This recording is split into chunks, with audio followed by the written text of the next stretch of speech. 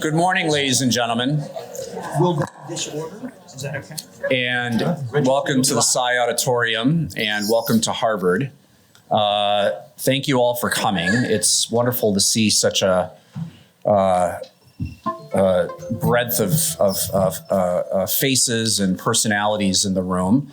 We're here to celebrate our colleague Harvey Mansfield. He's here, by the way.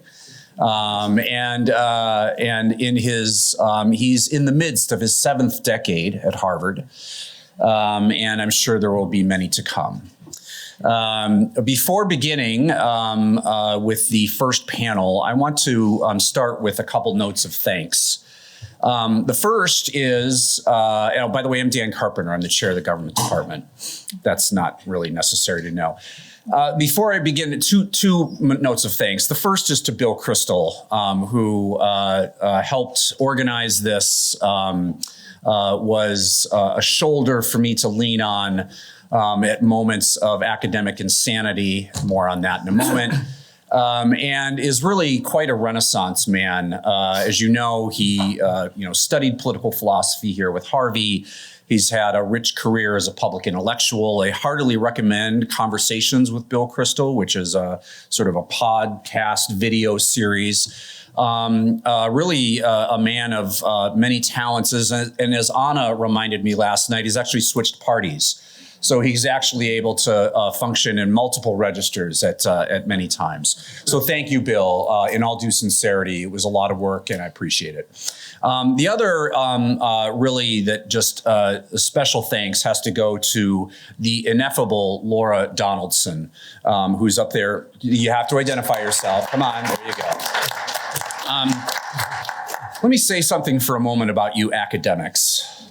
All of you. Undergraduates, graduate students, postdocs, professors, such petulant folk. And she has had to deal with your various requests, bottled water and lozenges and things like that. So I'm very, very appreciative. This just would not have happened without Laura. And as you may know, she also does a fantastic job administering the Center for American Political Studies, with which Harvey and the program on constitutional government have long had a very productive partnership. And I should mention here, Ryan Enos, the faculty director of CAPS, who's also been remarkably supportive. So many, many thanks to Laura, Bill, Ryan, everybody. And let's get underway. Welcome everyone. I'm Eric Nelson. I'm one of Professor Mansfield's colleagues in the government department. It's a terrific pleasure to welcome all of you. It is a real joy to be able to participate in this event on the career of our very dear friend, colleague, teacher. And I am going to be very brief by way of the introductions because we're on a very tight schedule and we have a number of speakers whom we want to hear from, and then we're hoping to get to questions from the audience. So they'll forgive me for introducing them very briefly, but we have Professor James Hankins, who is a professor in the history department here at Harvard. We have Rita Kogazon, one of our own, who's returning, who is a professor at the University of Houston. Cliff Orwin, professor at the University of Toronto. Susan Shell, professor at Boston College. And Richard Tuck, a Harvard returning rock star. So welcome back, Richard. Okay, and Professor Hankins will lead off. All right. Thank you. I'm very happy to be invited to speak at what for me is a very sad occasion, which is Harvey's retirement, where Harvard loses its manliest faculty member. So Harvey is the opposite of Jim Hacker in the great British series Yes Prime Minister, Yes Minister, where whenever whenever his assistant wants him not to do something, he says, "That would be courageous, Minister." And Jim Hacker says, "Courageous? Oh, no, can't do that. Because he knows it means politically self-destructive. But Harvey always does the opposite. He's the man who runs into the fire like the Marines, and I always have admired that about him. My experience with Harvey goes back 30 years. I didn't meet him until I got tenure. I'm not sure whether there's a reason that was cause and effect or not. But anyway, we met about 31 years ago. And I don't think I became really aware of his writings until we went to a conference together in Colorado, in Boulder, and Clifford was there as well. And so I read his book, which Harvey gave me, on Machiavelli's virtue. I'm going to talk a few things. What little I'm going to say today is about this book, which I read at the time, just been reading again. So at this conference in Colorado, I discovered that Harvey was an ally of sorts, because I was, as we say today, everyone's an ally, right? So I was an ally of Harvey in that he was opposing the current scholarship on Machiavelli, which emphasized the civic republican aspect of Machiavelli and tended to sanitize Machiavelli as a figure who's just another humanist, right? We have to trivialize him to be a late representative of the classical political philosophy of Aristotle and Plato. By the way, this is being revived now. There are people out there saying that Machiavelli is really an Aristotelian, which is something that I think we would agree is egregiously wrong. Anyway, so I read some of Harvey's book at that time, and I realized that he was an important voice in Machiavelli studies. I think I put my glasses on, I'd be able to read my notes better. All right, good. So, and then later on, we gave a course together, and I'm kind of political science adjacent over in the history department, so we gave a course called Republics and Republicanism. And my understanding of this was that I was to do republics and Harvey was going to do republicanism. Didn't quite work out that way. I was the historian, he was the political scientist, and I have an anal retentive German philological training, and Harvey is Straussian. Obviously, we thought it'd be interesting for our students to meet and hear different approaches. That didn't work because all of Harvey's students remained Straussians and all my students remained anal retentive German philologists. But nevertheless, I enjoyed the experience. And I discovered that we agree on Machiavelli to a very large extent. We don't agree necessarily on anti-contextualism. Is one of Harvey's features as a theorist. Over in the history department, we refer to contextualism as history. That's what we do. And if we want to, historians, they want to know what Plato, want to know why Plato was saying what he was saying. They would refer to the Peloponnesian War, or the death of Socrates, or Plato's visits to southern Italy, where he came in contact with argumentation and Pythagoreanism, his experience. This is the kind of way we think in history department. So I was unwilling to give up my contextualism, but Harvey, I think, has made a very good fist of it. And in the last couple of weeks, of course, we've realized that contextualism can be morally defective. Right, that it fails to see the obvious things in front of us. And this is, I think, is one of Harvey's great strengths as a Machiavelli scholar. He sees what's in front of him. And he sees that Machiavelli is not a classical political theorist. He's not Aristotle. He's not Plato. He doesn't fit into any tradition. He's saying something new. And this is a weakness of contextualism from a scholarly side, is that we contextualists often refuse to accept that there's something new. But this is something I have always agreed with Harvey about, that Machiavelli is something new. So I better watch the time here. So Harvey has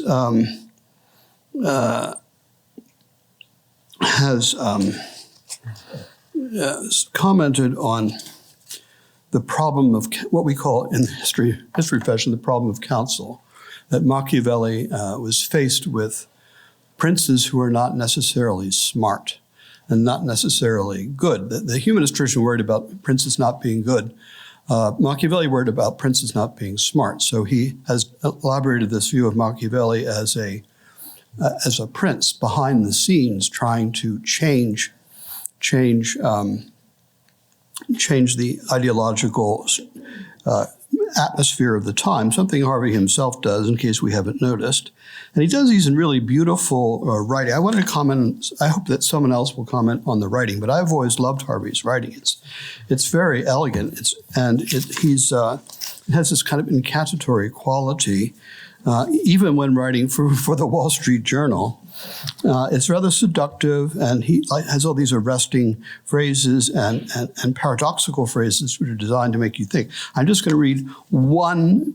Do I have time? Yes. You do. Okay, I'm going to read one part of one paragraph to give the flavor of the style, which I really like. So he starts off by saying that he's following Strauss very humbly. He is following Strauss, but he's also less prudent than Strauss, I think, in his open criticism, in admitting that Machiavelli is on the warpath against Christianity. So he says, most Machiavelli scholars of our time care for neither the tradition or justice. They are not sufficiently impressed by Machiavelli's innovation, and they excuse him for his immorality, or is the balanced phrases. They do not appreciate his innovation because following him unconsciously, they excuse his immorality, and they excuse that because they do not see how far his innovation extends. In this book, I have tried to keep both sides of the coin in view, not an easy task, since indignation blinds understanding, and understanding tends to dissipate indignation. That's really classic Harvey Mansfield prose, and it's designed to sort of blow up normal expectations and to make you think. All right, so Harvey claims 3 grounds of originality in this book. First of all, the importance of the sect, which he deals with, the sect that Machiavelli himself is trying to found, and the sect of Christianity, which he is trying to undermine. He talks a lot about the character of Machiavelli's political science, and he argues that it is a militant political science. That Machiavelli is a revolutionary, but it doesn't mean revolutionary in the way we academics talk about revolutionary, that we're setting out new ideas. He thinks that Machiavelli is a revolutionary who's trying to change the world by standing behind the prince, the puppet master, behind the prince. Cosimo de' Medici was accused of being the puppet master of Florentine politics. So Machiavelli wants to be the puppet master of the Medici and other rulers through the power of his ideas, and to lead a counter-revolution against Christendom. So, and the last thing, of course, is his very pointed attacks on classical republicanism. When Cliff and I and some other people in Harvey were out in Colorado, we had a confrontation between Harvey and one of the leading historians of Machiavelli studies, a guy named John Najemi, who's a Marxist. And John Najemi's following in the Italian tradition of regarding Machiavelli as Gramsci and so forth. And so I saw there was this great debate in which I realized that Harvey knew the text of The Prince and the Discourses better than anybody had ever met in my life, and he was doing it from memory, right? And also citing the passages from the references from memory. Maybe because you just finished this book, but it was very impressive because John Najemi is one of the leading interpreters of Machiavelli among historians. So I was very impressed by that. So Harvey's position, I think, is prophetic in the sense that the field of Machiavelli studies, and Maurizio will correct me on this, but I think the field of Machiavelli studies is swinging back to Harvey's view that they're not going to try to reduce Machiavelli anymore to his context.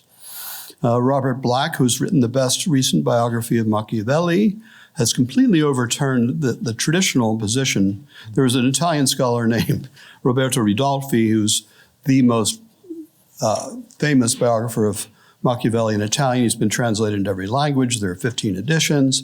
And Ridolfi celebrates Machiavelli, an adulatory biography, which gets into his moral greatness and how he's really a Christian. And I think that point of view has been successfully dished. So the new view of Machiavelli, which I think the leaders here are Gabriele Pedula and Robert Black, and maybe Mark Djurdjevic in Toronto, have accepted the fact that Machiavelli is saying something new, saying something that's really revolutionary.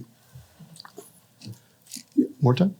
No. Okay. So maybe that's the way to end. And I was going to say something about his prophetic qualities in terms of the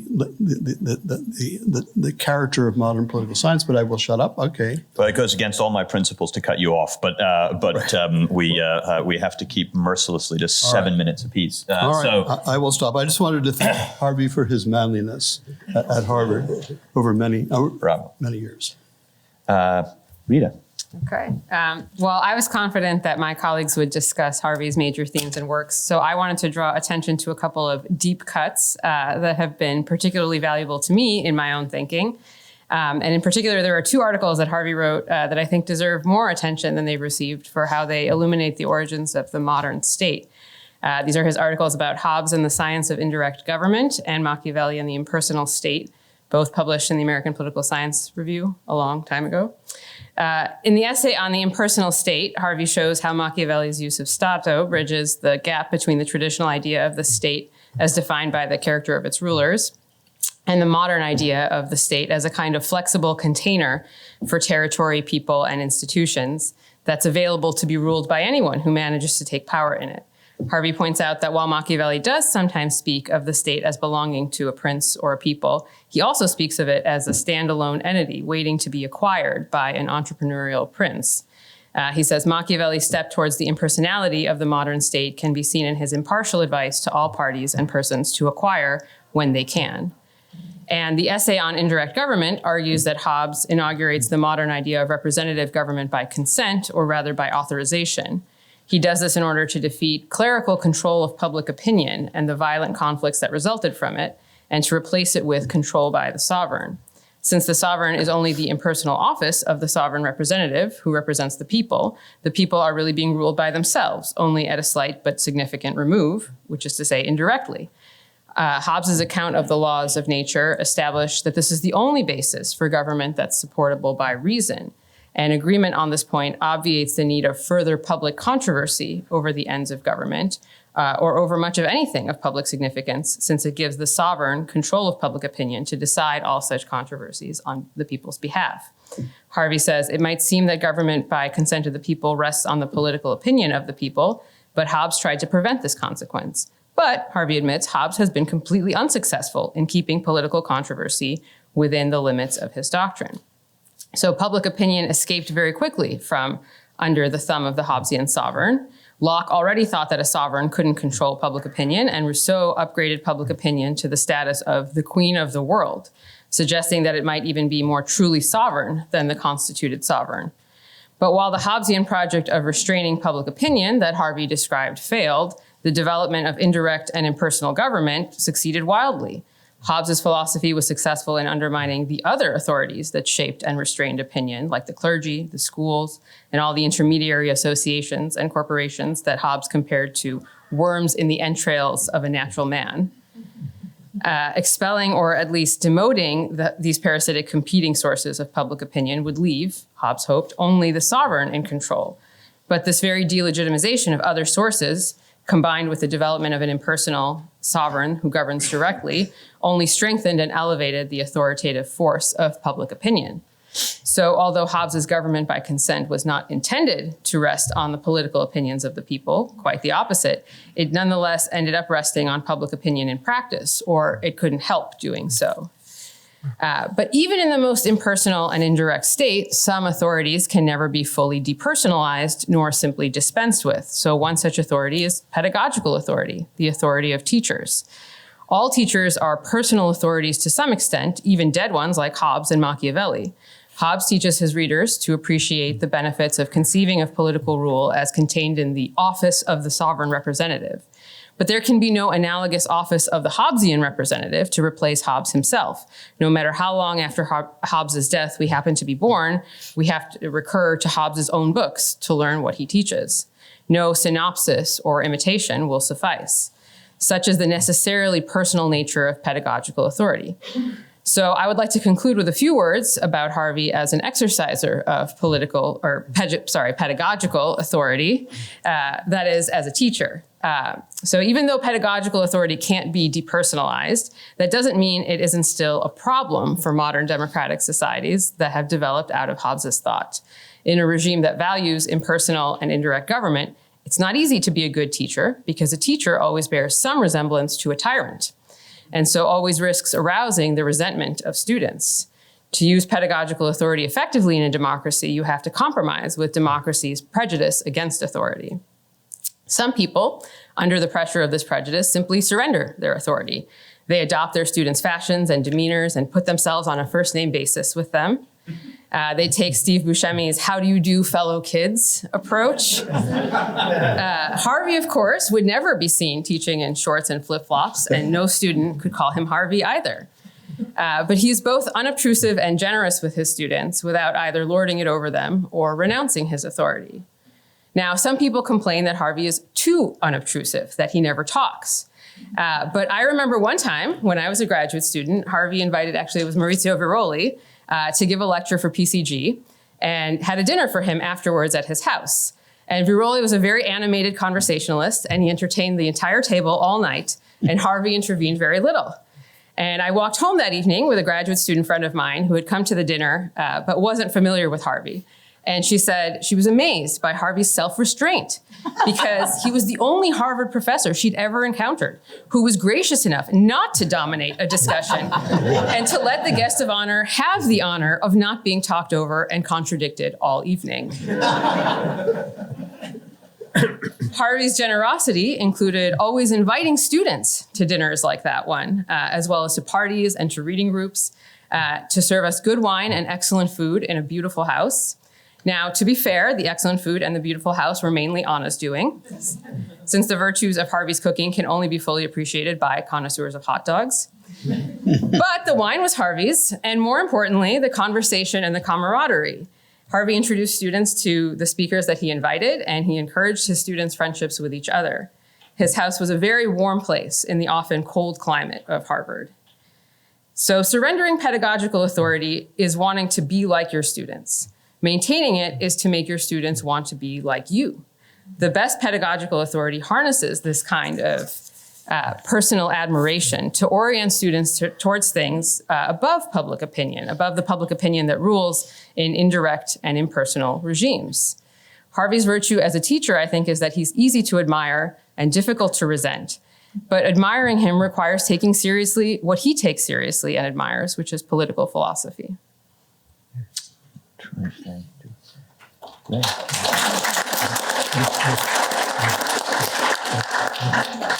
Cliff, please. Professor Kogazon and I have met only once, so I would not describe our relationship as intimate, let alone telepathic, but as you're about to see. No one would argue that September 1968 was the best time for a fledgling doctoral student to enroll at Harvard. The next 2 years were chaotic.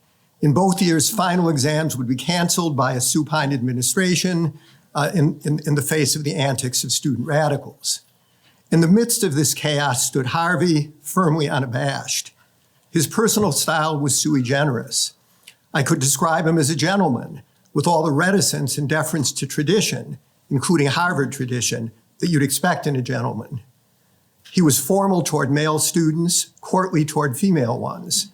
While he was in no way neglectful of his students, neither did he play their buddy. If you were ever to become Harvey's friend, you would have to grow into the role. Fortunately, your very studies with him promised you vast opportunities for growth. Harvey's writings were equally distinctive. I don't know whether it's just an idiosyncrasy of mine that the works of his that impressed me most deeply were those published while I was studying with him. Remember, this was 1968. Not only was Harvey much younger, but his bibliography much shorter. The first of his writings on Machiavelli lay several years in the future. To me, his writings of the mid-60s looked weird. All that British stuff. What was up with that? Having grown up in Chicago, where even public education was in the hands of vengeful Irish spinsters, I wanted no truck with the British. Burke, Bolingbroke. I'm sorry, my computer is not behaving.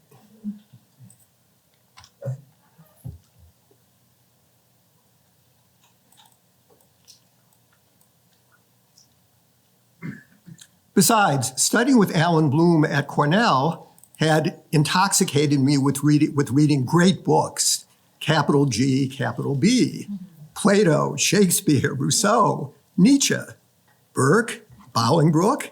They were the B team, worthy of study by someone, no doubt, but my mind was on loftier tasks, not that I could have said what those were. So it wasn't Harvey's writings on Bolingbroke and Burke or party politics that snared me. That honor fell to Hobbes and the Science of Indirect Government, which graced the APSR in 1971, midway through my third year at Harvard. This article knocked my socks off. While I had never read Burke or Bolingbroke, I thought I knew Hobbes pretty well. I had studied him twice before, first with Bloom at Cornell, and more recently in Michael Walzer's justly celebrated seminar on him. Harvey's article, however, opened new vistas for me, not just in the study of Hobbes, but in that of modern political thought generally. If Bloom's Hobbes had been mainly psychological, Walzer's was mainly sociological. Harvey's, by contrast, was political all the way down. This was the article that first revealed to me Harvey's endless store of pixie dust. He could sprinkle it on the seemingly least promising subjects. Here's an assignment for anyone who shared my good fortune in studying with Bloom before proceeding to Harvey. Although perhaps in that room, that would only be Susan Shell. I'm not sure. First, make a list of topics that would have bored Bloom to death. Parties, elections, representative government, the executive, the social contract. Then make a list of topics favored by Harvey. Remarkable overlap, wouldn't you say? So I found it bemusing that in Harvey's world, these humdrum topics were the rage. It took the Hobbes article to show me why. In his brief account of himself for this conference, Harvey asserts that, quote, the best resources of political science are its great books, where doctrines we take for granted are questioned, unquote. The Hobbes article is Exhibit A, both of this principle and of Harvey's skill in executing it. Whose works are fuller than Hobbes's of concepts that we children of modern politics have come to take utterly for granted? As Plato claims in one of his letters to have made Socrates young and beautiful again, so Harvey could claim to have accomplished for Hobbes. If I may borrow a term from Russian criticism, Harvey is a master of the technique of ostranение, or making strange. He excels at defamiliarizing the customary, thus loosening its hold over us, while at the same time restoring its vividness. Thus did Harvey's article revolutionize my understanding of Hobbes. Previously, my Hobbes had been that of Leviathan, chapter 6 on the passions, and of chapter 13 on the state of nature. His subsequent chapters on institutions, beginning with personation or representation, had left the callow Orwin cold. It took Harvey's article to disclose the elegance of these institutions, their graceful interplay, and their stately dance. Perhaps the most grievous gap in my understanding was my failure to grasp how Hobbes's conceptions of these institutions reflected his dialogue with Aristotle, at once his teacher and his bête noire. Warming to his subject, Harvey spoke for Hobbes in describing Aristotle as, quote, the chief of incompetent political science. That's my idea of a wonderful Mansfieldian line. Did Harvey mean this seriously or ironically? With which of the two thinkers did Harvey himself stand? You could make a case for either reason. Certainly Harvey presented Hobbes' side of the argument as enormously powerful. Harvey stressed that Hobbes had returned to battle with the Stagirite again and again. He showed that his rejection of Aristotle was both more focused and more comprehensive than I had grasped. Such crucial features of his supersession of him as the replacement of distinctions of regimes by those of mere forms of government, the introduction of representative government, and the very centrality of the social contract all followed from a single fateful break with Aristotle, the rejection of the primacy of political opinion. It was precisely the institutionalism of modern thought, the quote, science of indirect government of the title of Harvey's article, that displayed most clearly the consequences of this epochal theoretical rift. Further proof I had drunk Harvey's Kool-Aid was my own first published article on the sovereign authorization in Hobbes. It is best read as a lengthy footnote to Harvey's piece. While not rising to Harvey's level, I did imitate him in focusing on an institution of Hobbes and inferring the thought underlying it. And fortunately for me, the habit of reading Harvey that I first contracted while studying with him has persisted through the more than 5 decades since. Thank you.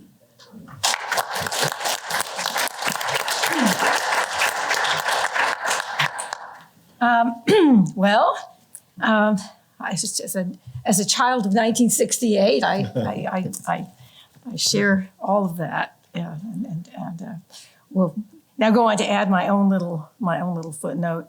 Choosing among Harvey's extraordinary contributions to our understanding of political life is indeed a formidable task, not least because of its unceasing productivity, as witnessed by the wonderful new book published last month, Machiavelli's Effectual Truth, which I meant to have a copy of here, but I forgot to left it home, with many more, no doubt, to follow.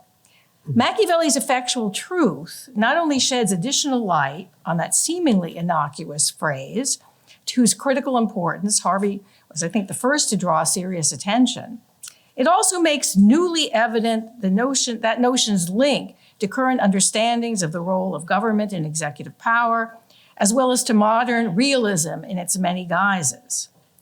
And as Harvey shows in this new book, and in rich detail, it also exerted profound and underappreciated influence on Montesquieu. But that's not all. Idealism, in the modern sense, has equally Nicolovian roots, as we learn in a few quick sentences in the introduction, making Kant the conspicuous white knight, as Harvey archly puts it, of Machiavelli's cavalry. Or is that cavalry? In short, Kant is no less a subscriber to the effectual truth in Machiavelli's sense than is Locke and Madison. But what about Kant, or Rousseau for that matter, whose intellectual legacy, for good or ill, continues to inform the modern state as we now know it? Harvey also sketches, in a few brief and illuminating strokes, the hidden linkage between Kantian idealism and the Machiavellian realism that Kant both takes for granted and in part depends on. And we could also add Rousseau, whose recasting of the relation between the sexes seems to be the very model of indirect government, as rule that is all the more powerful for not speaking in its own name, and a model that would seem to bear on Harvey's own most prescient account of the contemporary crisis surrounding the ideas of manhood and womanhood. Let me then take a few moments to briefly elaborate on Harvey's incisive sketch of Kant's Machiavellian debt, a subject that might well serve as the theme of another book.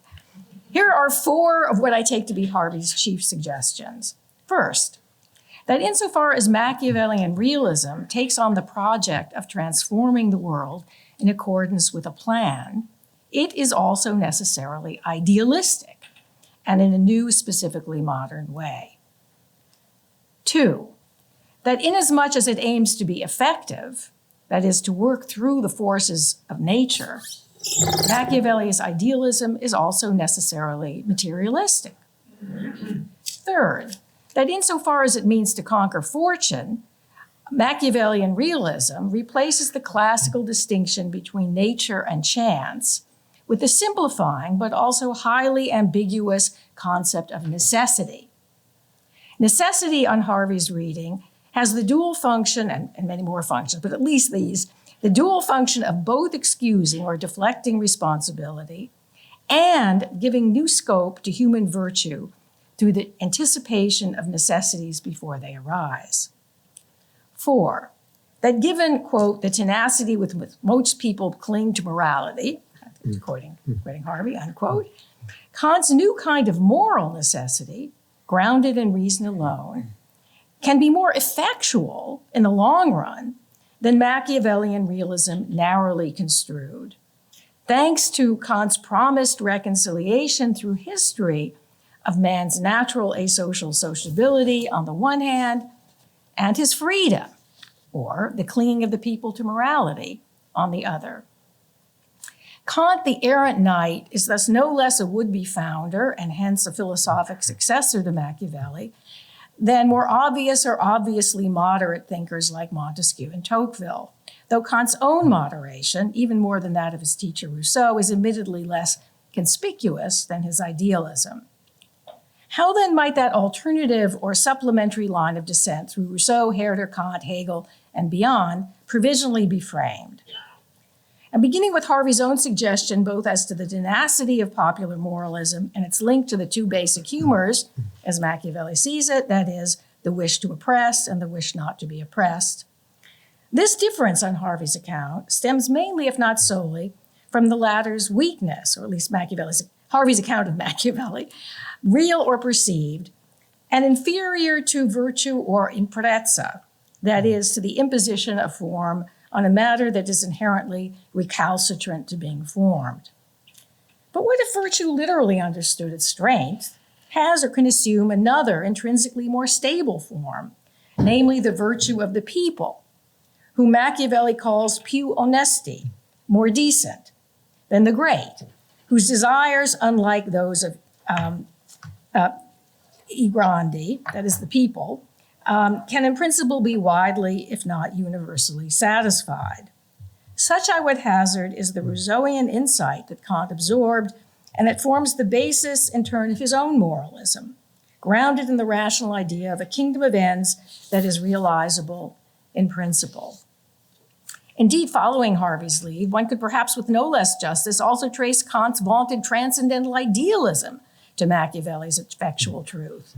For that term is itself highly ambiguous. It could either imply that the effectual truth is all there is, or that there is truth of another kind, perhaps higher kind, allowing morality to occupy the space from which Machiavelli's effectual truth effectively withdraws. Machiavelli asserts, of course, that that space is filled with imaginary republics and other philosophic dreams. But his artfully chosen phrase, verità effettuale, as Harvey has himself artfully reminded us, can also be understood for what Kant will call the noumenal world, occupied by things in themselves. But these are deep waters, concerning which I only wish there were time to draw Harvey out, or for the rich, ever provocative insight from which all his many students have gained and continue to gain so much. Let me close then on a note of profound gratitude for the stintless intellectual and personal generosity that Harvey has lavished on all of us, and not least on his women students and colleagues over the many decades of his career here at his beloved Harvard.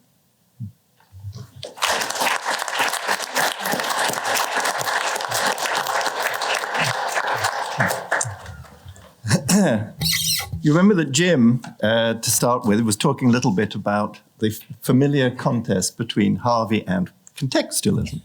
Maurizio also talked about that last night a little bit. And Harvey has always teased me about my Cambridge origins. But I also remember very vividly that when I was debating about whether to leave Cambridge and come to Harvard, what Harvey said is I should come because it would be very good for me. And and I think, as he was so often, he was right about that. I feel that at least either I have changed or he has, because I came to see there's an enormous commonality behind our supposed differences.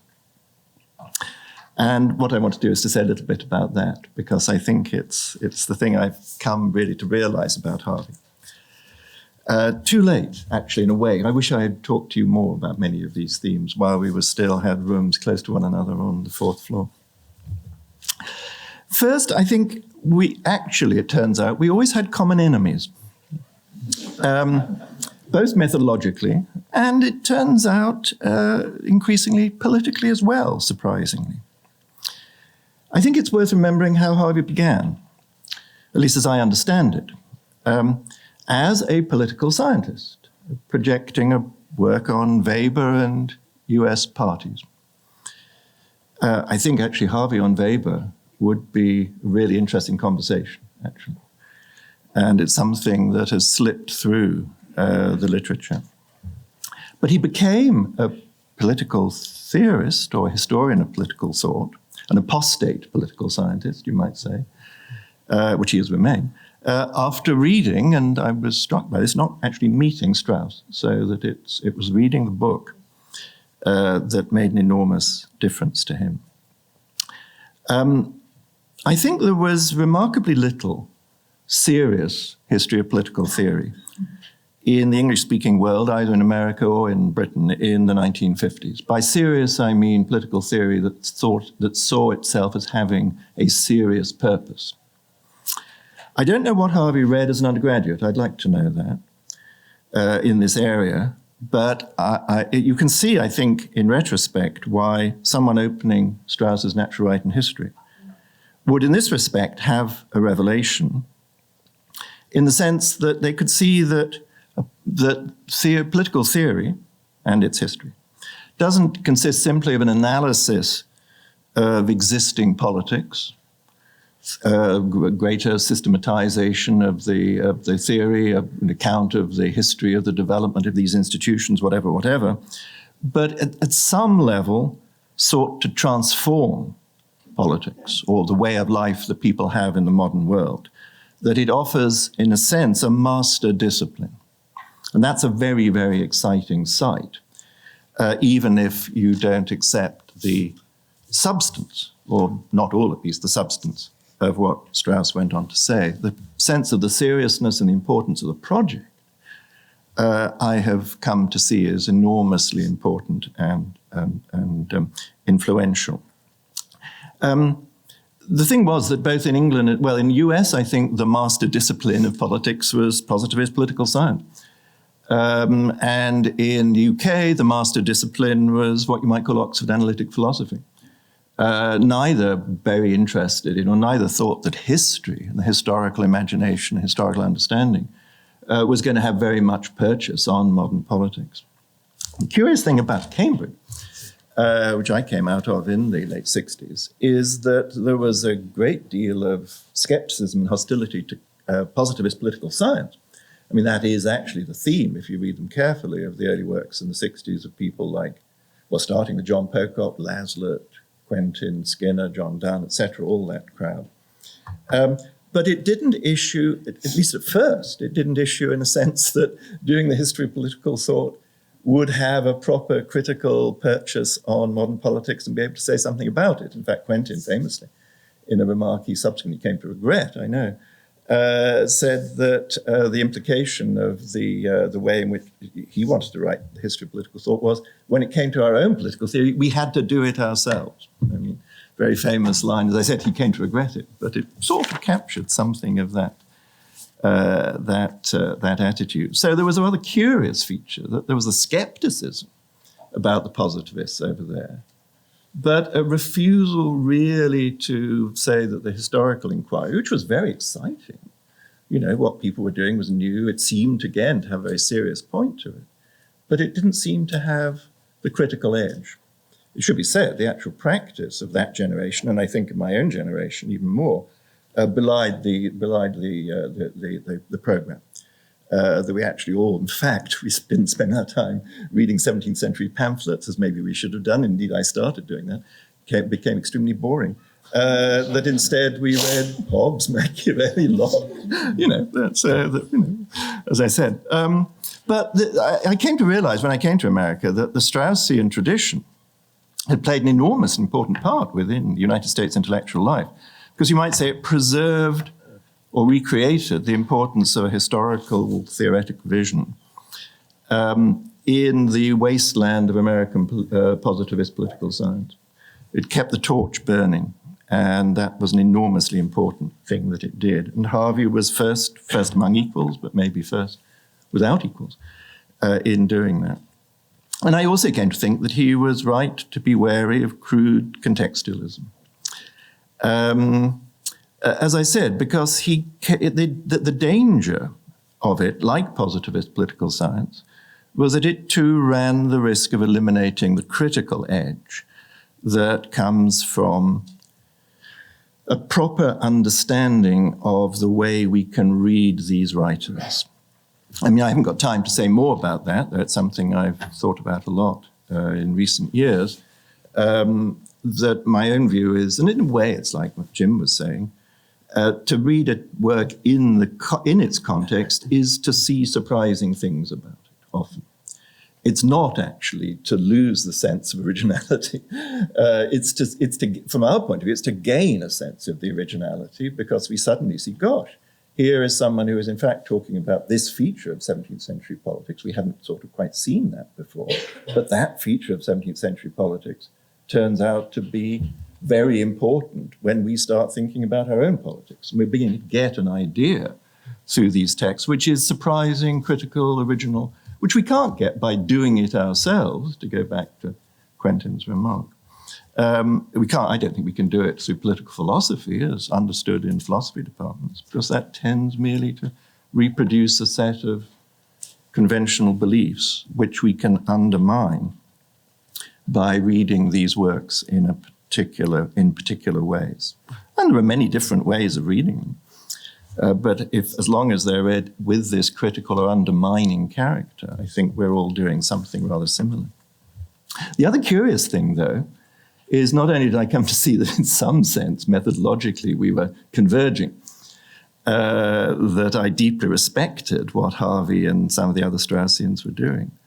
But weirdly, in the last few years, I think we've come to actually converge in a very surprising way on certain substantive political interests and commitments. And the thing that struck me most about this, I'll just finish by saying this, it was a piece that Harvey wrote in the Wall Street Journal last year.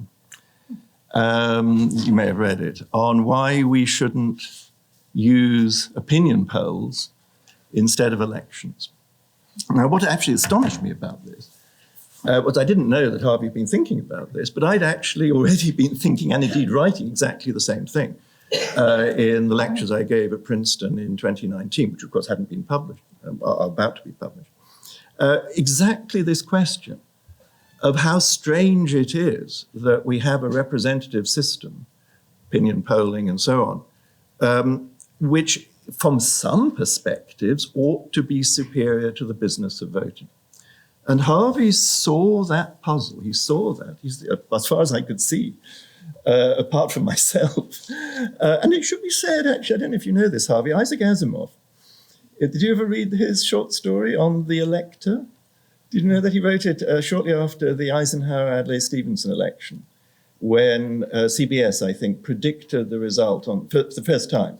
They called the result with a computer analysis of the votes when the time when it looked as if Stevenson was going to win. CBS said, no, Eisenhower's going to win. And Asimov wrote this wonderful short story in which the future in America, you have one elector. He's chosen by UNIVAC, Asimov's computer, as the fully representative person. And in a great ceremony, he goes up and he gives his vote, and that decides the presidential election. So that's an extreme version, but the same theory. And I was struck by the fact that one of the people that Harvey is gently responding to is Sid Verba. In other words, it's by name in that article. That is to say that this is Harvey again pointing out why a certain kind of political science can't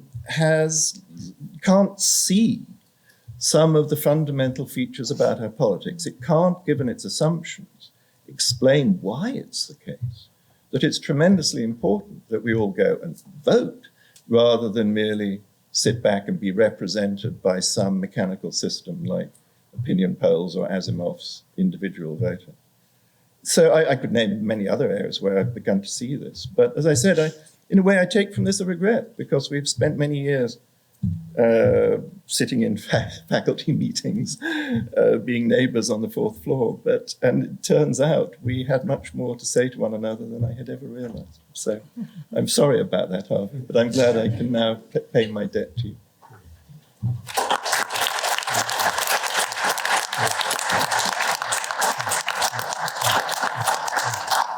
Well, our panelists have been spectacularly well behaved, so we have exactly the right amount of time for discussion. Harvey, did you want to say something first, or do you want to wait and hold your fire until later? Later. The floor is open. Can people wait for the mic? Yes, please do wait for the mic because we're being immortalized.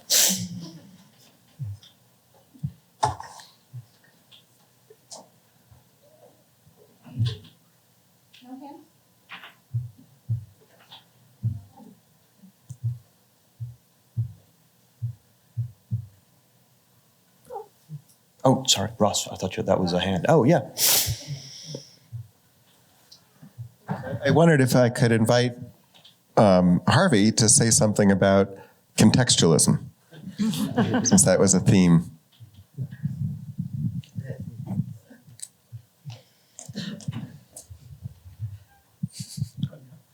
Contextualism cannot identify greatness. Contextualism takes the great and finds the context in which they lived and to which they appealed and explains them by the context instead of the context by them.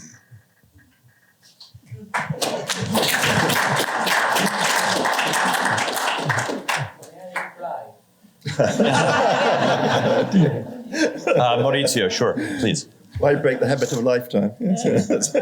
Harvey, how can you identify greatness if you don't compare the author you're studying with others who belong to the same period? In other words, don't you need the context properly and intelligently studied in order to see the greatness and appreciate it? Thank God we have two microphones. Okay.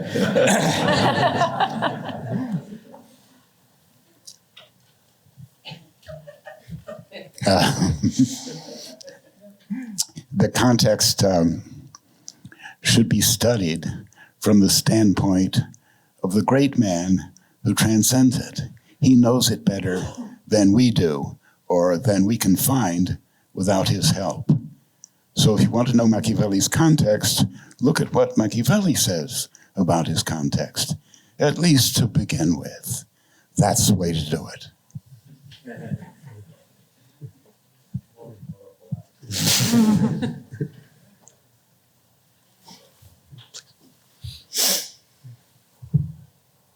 And maybe you could introduce yourselves. I should have said at the beginning, would be great.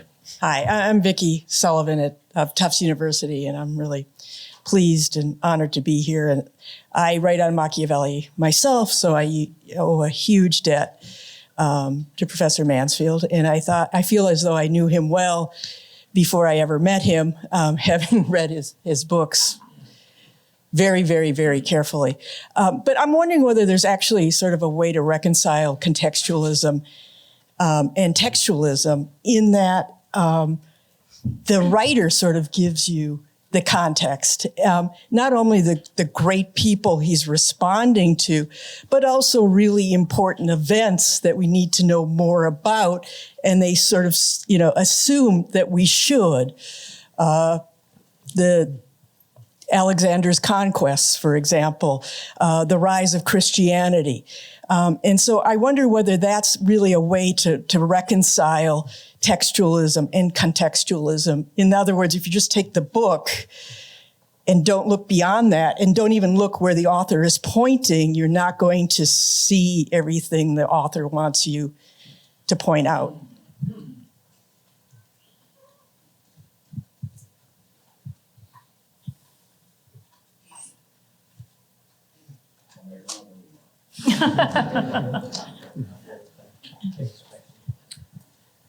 Yes, that's right, I think, Vicky. You're right, of course, Maurizio, that you need to compare to see what greatness is.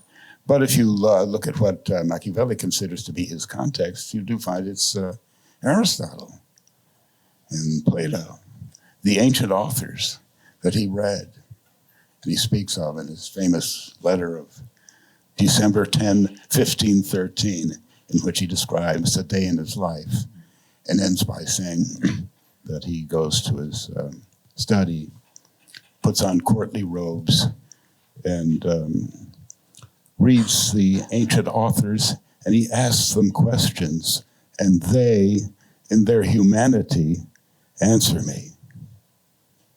So that's his context. Or that's at least the principal part of his context. The trouble with contextualism is that it looks too closely to what the great authors had surrounding them in their time. And so it looks at lesser people than they. They are often or usually, maybe even universally, concerned with each other. The great authors speak to each other, to the great authors. You need to get at the conversation at that level.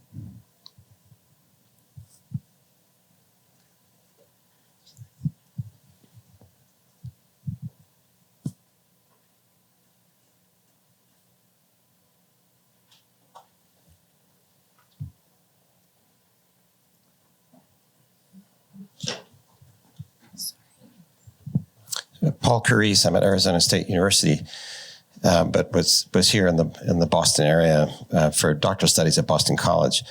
I wanted to ask a question that might fall between the gap of this panel and the next panel, which is the delightful news for me, since Vicky just spoke, that Harvey's new book has a substantial attention for Montesquieu. In the midst of a book on Machiavelli. But I wanted to put on the record the collection of essays that Harvey published in the early 90s, America's Constitutional Soul, which might fall in the gap between these two panels. So I'll characterize it my own way. Maybe Harvey would say something about it, or panelists now or in the next session, that the political science of Publius, of the American Constitution, the ideas behind the American Constitution have a greatness that had been in the 20th century and perhaps earlier neglected. And so to rediscover that greatness. So here was Harvey not writing about Burke and Bolingbroke, but writing about Publius and the American founding and the richness of that political science, which had been unjustly neglected or underappreciated before we get to Tocqueville, before we get to the Democracy in America translation. And it's more than just the critique of modern social science per se. It's an appreciation of the greatness of that political science.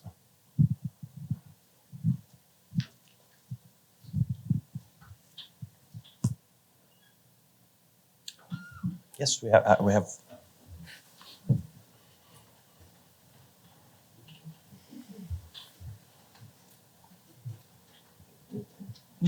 Catherine Hansen, MIT.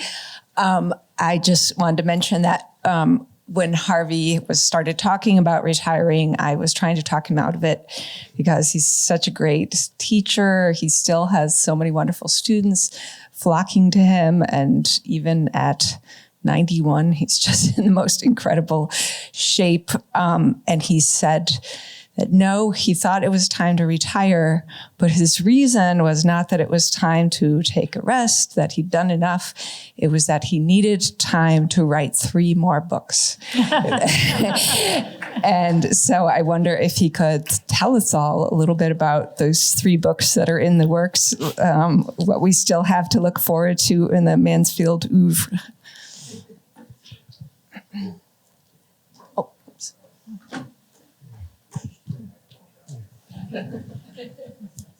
Careful, because once you tell us, you have to write them. That's right. I want to write them. Whether I will be able to, I don't know. So, but the first one is a write-up of the lectures I gave in Government 1061 on the history of modern political philosophy. That's the title of it. So that's Machiavelli, Hobbes, Locke, Rousseau, Kant, Hegel, Marx, Nietzsche. 8 people. And I have a theme, which you could call quickly, the rise and fall of rational control. So that's number 1. And number 2 is Gulliver's Travels, which I think is a work of comparative government. 4 regimes are visited by the traveler Gulliver. And there's a lot of philosophy or political philosophy too there. If you look at the way in which Jonathan Swift, the funniest man who ever lived, begins his first book, which is this is what's happened. Now I'm showing I'm 91. The name of his A Tale of a Tub. A Tale of a Tub. And that, if you look on the first couple pages, you'll see that Swift announces that he's been put at the head of a committee. Actually, he's self-appointed himself to deal with the effects of Thomas Hobbes's Leviathan. He said a Leviathan is a whale, and there was a story that the sailors, when they met up with a whale, would throw a tub in the water to distract it from the ship in order to save the ship. And that was what Swift set out to do in that book, and I think Gulliver's Travels is part of that enterprise. And then the third book would be something on American political parties today, which I've sort of done half of in various writings, taking up the question of survey data. Survey is opinion. Data is what is given. Science studies what is given. It doesn't discuss or consider opinion. Did Galileo take a survey to find out whether the Earth moved or not? No. So how is it that political scientists think that from a survey they can get to data? Survey is opinion. Survey deals with things that are said. Things that are said, put into Latin, are dicta. Modern political science tries to go from dicta to data. And it does so through a process of, let's call it, mumbo jumbo.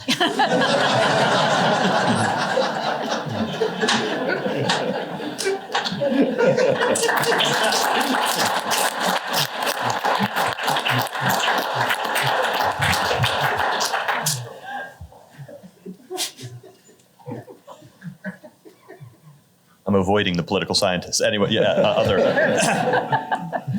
points. Handsome. Thank you, Professor. Thank you, everyone. My name is Hanson Lee. I'm here at the Government Department and student Harvey's.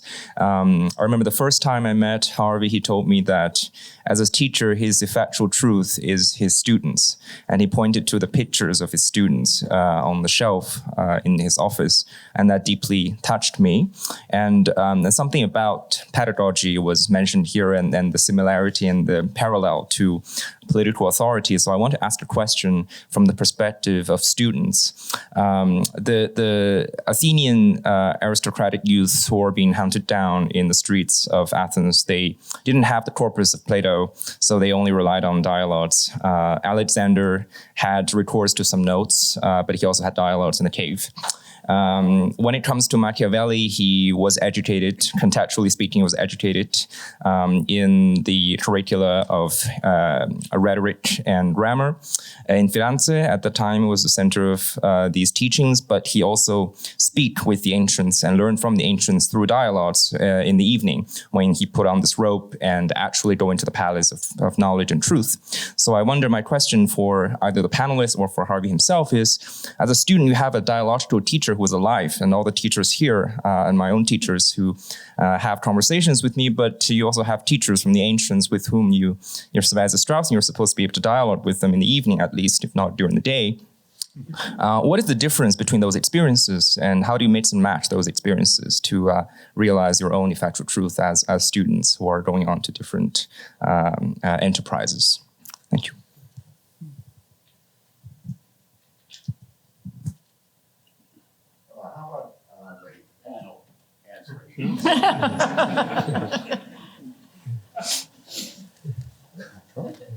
Well, I mean, it's dialogue. Dialogue may be a slightly misleading term. Actually, maybe a slightly misleading term in both cases. But that's today talking to the living teacher and reading the dead book.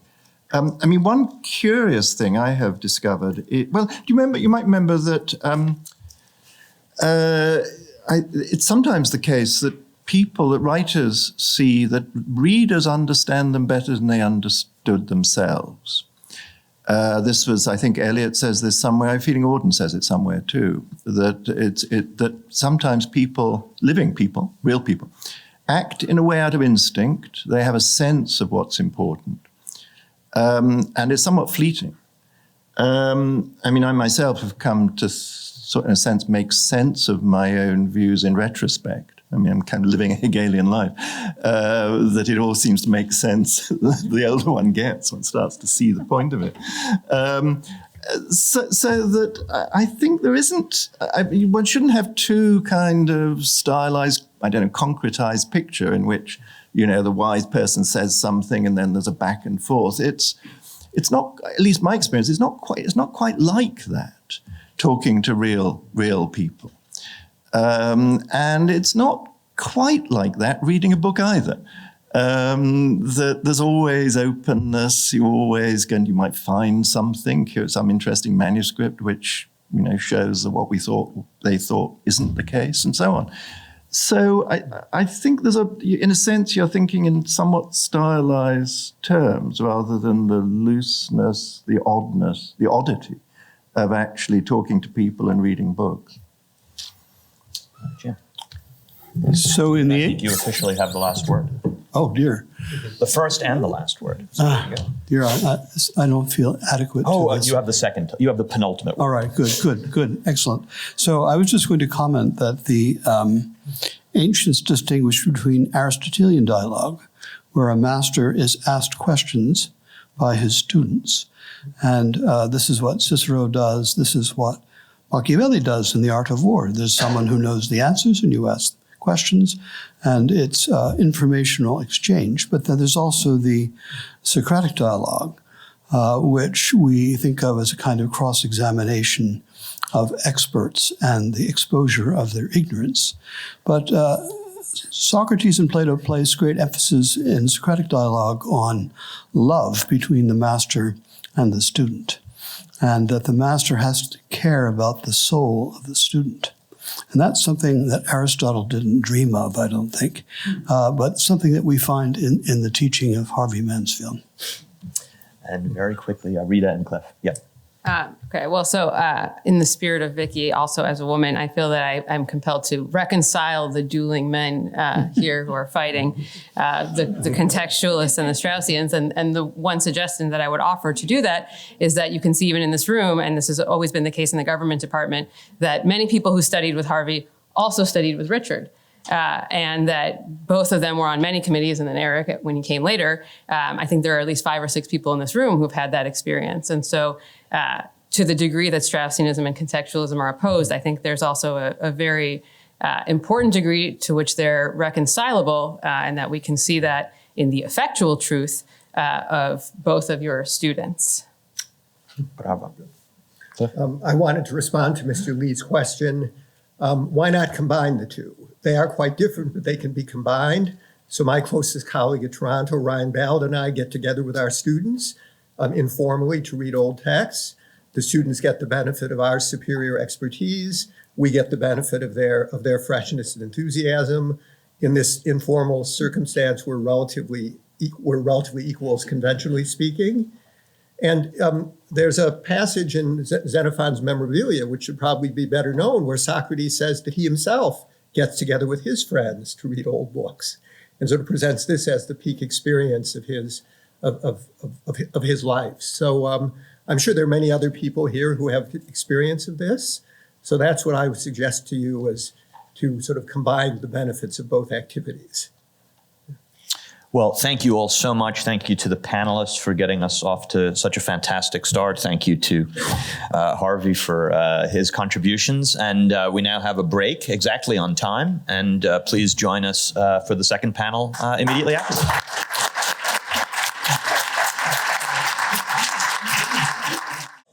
Okay, I've gotten the signal from Laura that we are to begin.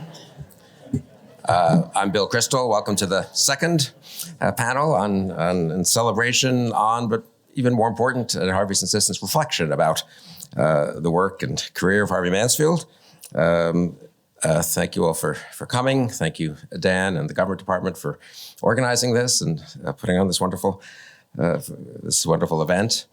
We're beginning actually like 4 minutes early, so this is not the Harvard I knew, if I could say. This was scheduled for 11, but I think maybe Dan misled everyone by saying cleverly that it was supposed to begin at 10:45. So actually, this is on Harvard time, 7 minutes late or whatever.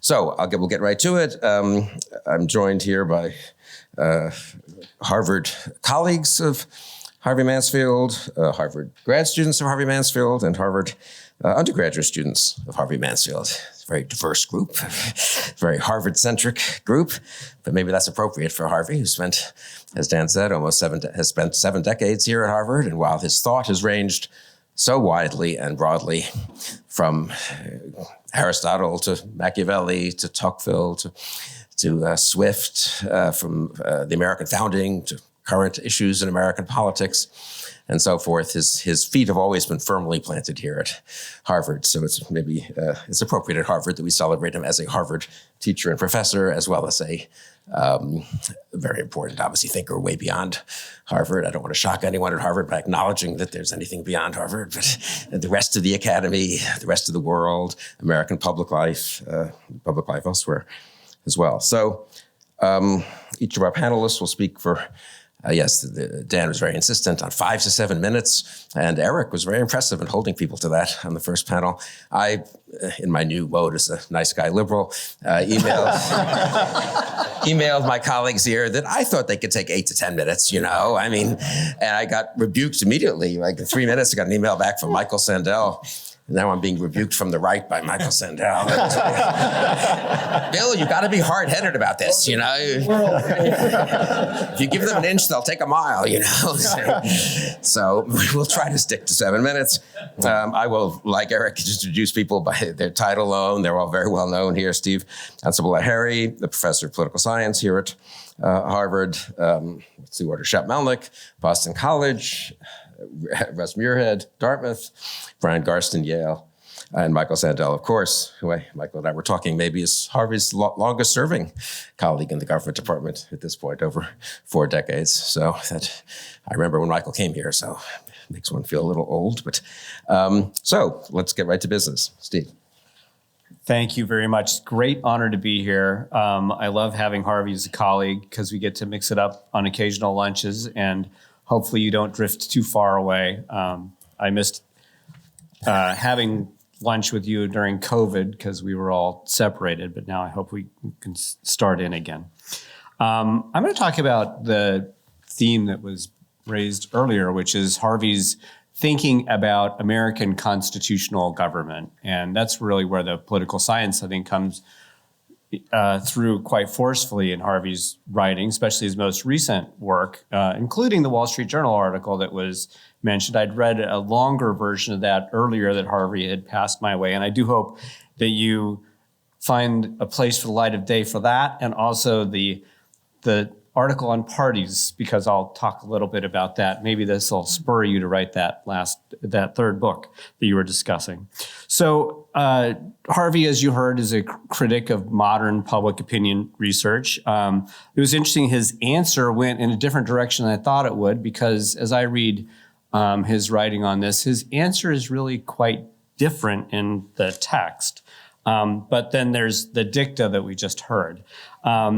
The text really takes on Sid Verba and Mo Fiorina for expressing a public opinion, or distilling really public opinion, divorced somehow from its essence, divorced from its meaning and where that meaning comes from. It's stripped of its metal, its force. People have been asked to answer a question, but that's the question that the researcher wanted to answer. It's not necessarily the thing that the person wanted to say. And I think this is actually, for people doing work in this area, a very big problem. And we know it is a very big problem. We've known it's a very big problem for a very long time. I think, to paraphrase V.O. Key, we know that public opinion is vitally important, and we know that it's there. We just have a hard time getting our arms around it. And so I'm going to toss the challenge back to Harvey, and we can have lunch later about it, which is, I want to know what political theorists can tell us about how to do our job better. I don't want to know what political theorists think that we're doing wrong, because you always tell us that. The second theme is ambition. Now, ambition is probably, as I read Harvey's writing on constitutional government, the central thing he's grappling with, and it ties it back to Machiavelli. And I think as we think about ambition today, and if you just think about like ambitious politicians and so forth, the word that would probably come closest to mind of what we mean today is ego, right? That these people are fulfilling their secret, deepest ego. But that's not what Madison had in mind at all. So the most famous line, or Hamilton either, comes from Federalist 51, which is that ambition must be made to counteract ambition.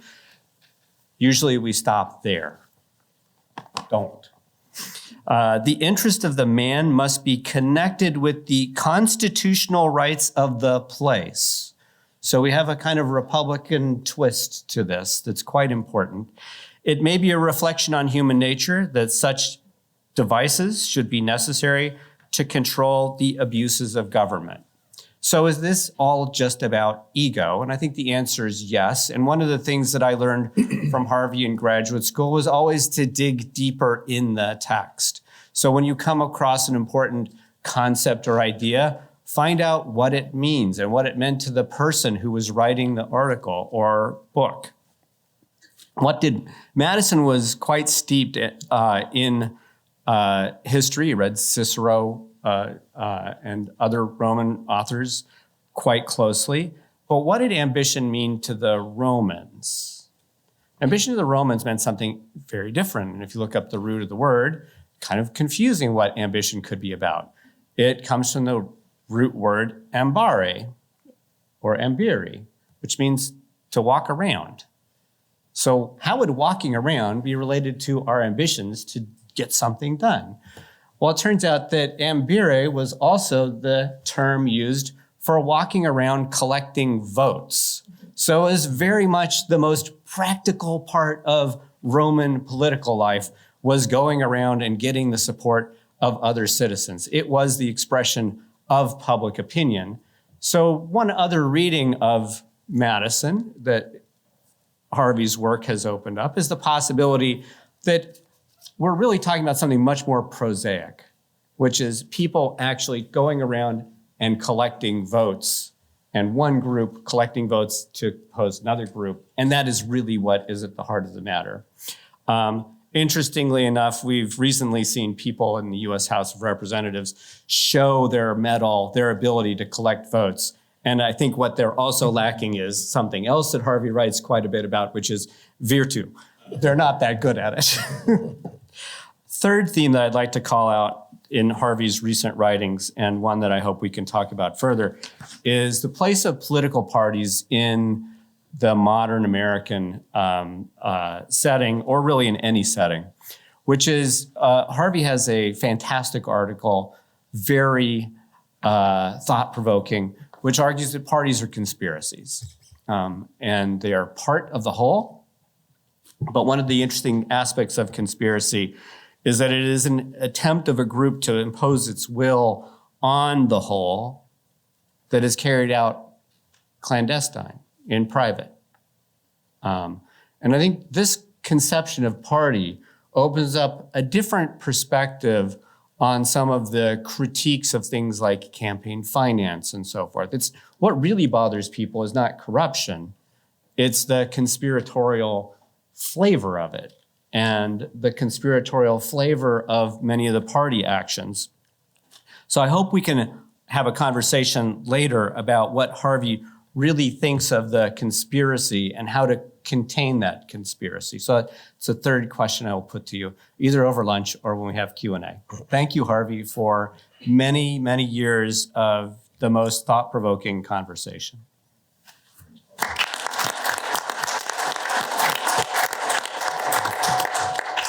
Thank you, Steve.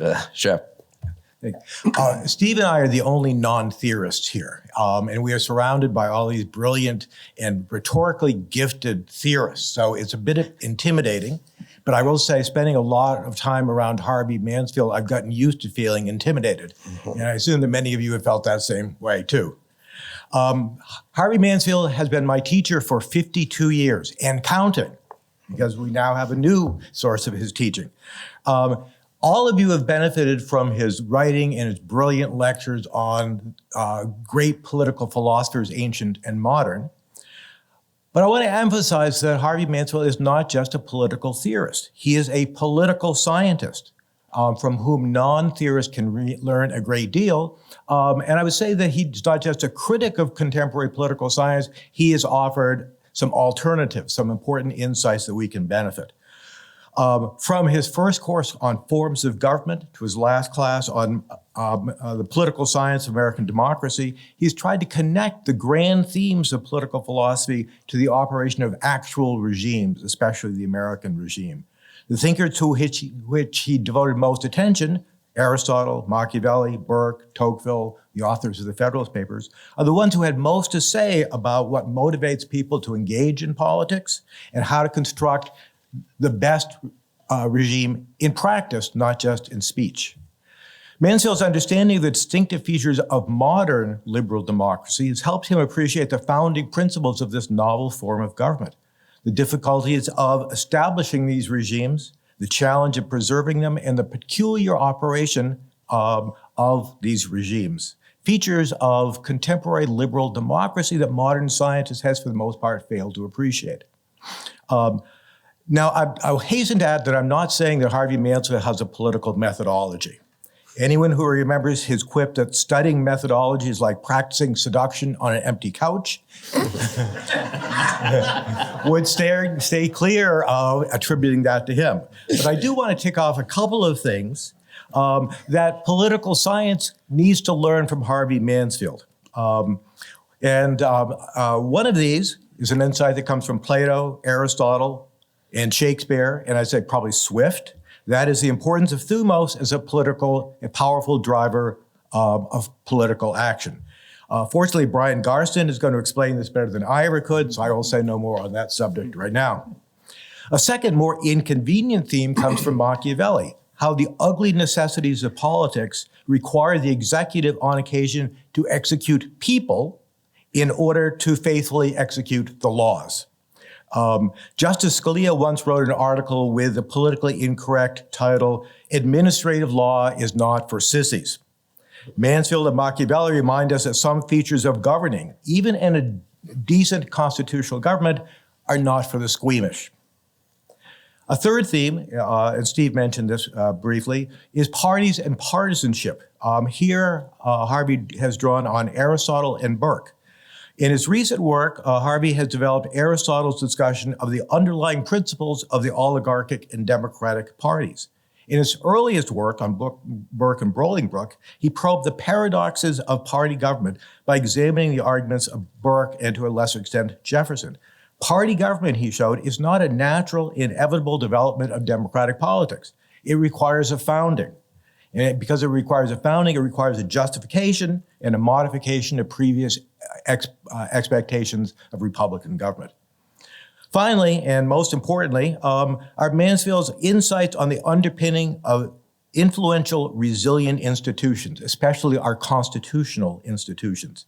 To be powerful and lasting, these institutions must be much more than simply the rules of the game. Because if they're just the rules of the game, those who are in power are going to change them. Look at what's happening in the House of Representatives right now. What you see is when the rules change and don't have any underpinnings, those institutions begin to crumble. Powerful, enduring institutions, in contrast, are based on a broadly shared sense of purpose. In a bureaucracy, we call this a sense of agency mission. In an extended republic, we call it a national creed. With more sophistication than I can muster, Russ will explain Harvey's arguments about how formal institutions develop and rely upon aspirations that attract rather than personal motives that impel. It might seem here that Mansfield merely follows his famous colleagues Louis Hartz and Sam Huntington. But unlike Sam Huntington, he did not see the American creed as a motley connection of unconnected, partially conflicted values. And unlike Hartz, he did not see American liberalism as a one-dimensional, knee-jerk ideology. Like his colleague Michael Sandel, his understanding of the liberal tradition is more subtle and more profound. His extensive work on Tocqueville calls our attention to the often neglected Volume 2 of Democracy in America. There, Tocqueville identifies the philosophical method of the Americans and explains the Janus-faced nature of American individualism. I would quickly note that if you want to understand something as prosaic as Social Security, the structure of that important act, you should read the short chapters in Democracy in America on individualism. A big point here is to understand our most important institutions, you must understand their underlying purpose and ethics and their ethos. To do this, you must be willing to investigate the set of political beliefs that energize them. Political science, well understood, thus leads us back to and demands serious engagement with political theory. Mansfield's political science is closest to Tocqueville. Like Tocqueville, Mansfield is a friendly critic of democracy, not a thoroughgoing Democrat. He has long stressed the need for constitutional restraints on the democratic will. For many years, his critics dismissed his warnings about democratic excess. But today, we are everywhere witnessing the alarming consequences of the collapse of institutional norms and practices and the dangers of unrestrained, vulgar demagoguery.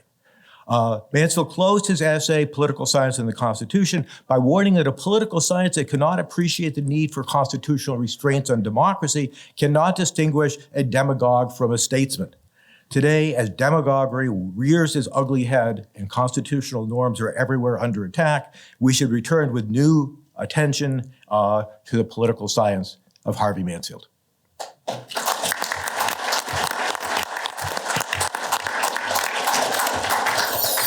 Thanks, Shep. And I like the way you, just in passing, gave assignments to the next two panelists. My assignment is to be, did you say sophisticated? Yes. Oh, gosh. Well, I slept so fitfully last night and both moved by the sweetness of the occasion and by the sadness that comes, I think, with marking the passage of time, that instead I have to share with you a dream I had. And I think, like Cliff, this is really going off the tracks here. And we haven't even left the tracks yet. Yeah, great. It's going to get really. Like Cliff, I think I was communicating telepathically with Rita because in the dream, I encountered Harvey, and it was in Littauer Hall, the home of the real Department of Government. and it was in the atrium there at the bottom of the stairway. And Harvey, you were wearing a tie-dye shirt. And your hair was down to your shoulders. And you're wearing sandals. And cut off jeans. And I said, Mr. Mansfield. He said, call me Harv. And said, I'd like to know when your office hours are. I'd like to come talk with you. I have a question. I was auditing his class in ancient political thought. I have a question about forms and formal causes. He said, dude, come whenever. Whenever you feel like it, come. So that night, after finishing up at the pub, I thought I'd drop in to see what might be happening in the Harv's office. And I went up and I could hear some tunes coming out of the crack of the door, Grateful Dead. And I knocked and opened the door, and there was Harvey leaning back with his feet up on his desk, incense burning, but not enough to overwhelm the suggestion that someone had been smoking weed. And I said, what is it? And he said, it's Hawaiian cosmic wonder. It's the best. And I said, well, I've come with a question. I said, I don't understand the forms. I don't understand forms. What are forms? These things that you talk about so often and write about so much. And there was a long pause. And he looked at me and smiled and said, yes. And then there was another long pause. And I wondered if he might be napping. And he said, listen, just listen. And the Grateful Dead were playing, and they were in their drum solo. The Grateful Dead are a remarkable band because they have two drummers, and in every show after the intermission, they have a long drum solo that goes on and carries people. Just as the darkness is kind of falling during the Dead show, this drum solo takes people away, outside themselves and outside their place. And listen, he said, this is my favorite jam band. This is a bootleg from Red Rocks, June 24th, 1974. Just listen. And I listened, and I said, well, what about the forms? What are the forms? And he said, the forms are like a scene. A form is like a scene. And so you can imagine a scene, classroom. And you can imagine, as soon as you hear the word, what the scene is, what it looks like, and conjure an image. Or scene, courtroom, different than a classroom. Or scene, living room. Or even scene, dead show. And just as you must wear a suit in a courtroom, you must not wear a suit to the dead show. In any scene, some things are appropriate and some things are inappropriate. And there's a certain kind of behavior that the scene calls out and calls forth in a way of thinking and being and feeling. And that's a form, is like a scene. Like this scene, the Dead show scene, which is the anti-form form. The Dead were the house band for Ken Kesey's acid tests in 1965-66, where people were experimenting with LSD, and chronicled famously by Thomas Wolfe in the electric Kool-Aid acid test. And it was there playing for Ken Kesey and these trippers in the mid-60s that the Dead learned how to jam and became the band that they were, and created, believe it or not, the form that became their show. And after the drum solo, in every Dead show, what comes next is space. And space is this very, very disruptive, and it's a disturbing part of a Dead show, even for Deadheads. A lot of Deadheads can't stand this part of the show. There's no melody. There's no rhythm. There are no lyrics. They're just notes. They're not even discordant notes because they're not in chords. They're random notes coming in random intervals. And they're meant to a dead show is actually a template for an LSD trip. And this is the part of the trip where the personality is disintegrated and you escape the form of yourself, of your own soul. And that's what happens. And it is genuinely disturbing, even for the people who love the Grateful Dead. There are very few who can really handle space. And if the point of a dead show, the point of the Grateful Dead were to escape form, that's where the show would end. And that's where the trip would stop. But to remain there at the state of fragmentation is what they call a bad trip. If you can't get out of that fragmentation, if you're stuck there, it's really, really bad. And it might even destroy your life. It's terrifying. And so at every show, that moment of space resolves back into rhythm and melody and harmony, back into some recognizable song that everybody loves, like Uncle John's Band. And the relief comes as people re-inhabit their form, feeling refreshed and in fact reformed. And just like that, politics is also, of course, a form. And it's a form, every politics has a form, a regime that a form that forms the souls of the people in it. And every politics needs a form, even democracy, especially democracy. And so democracy needs a form that dresses the people in their best clothes, not like the tie-dye and the cutoffs, puts them in something more like a coat and tie, a good dress, and clothes that remind them to be on their best behavior. So the form is meant to call out the best in the people, and that's the constitutional soul. That's the form of the regime. But forms are a bummer, and people resent them. And Harvey starts his essay, "The Forms and Formalities of Liberty," with a quote by Tocqueville that he's made famous: "Men living in democratic centuries do not readily understand the utility of forms. They feel an instinctive contempt for them. But they need them. They need them.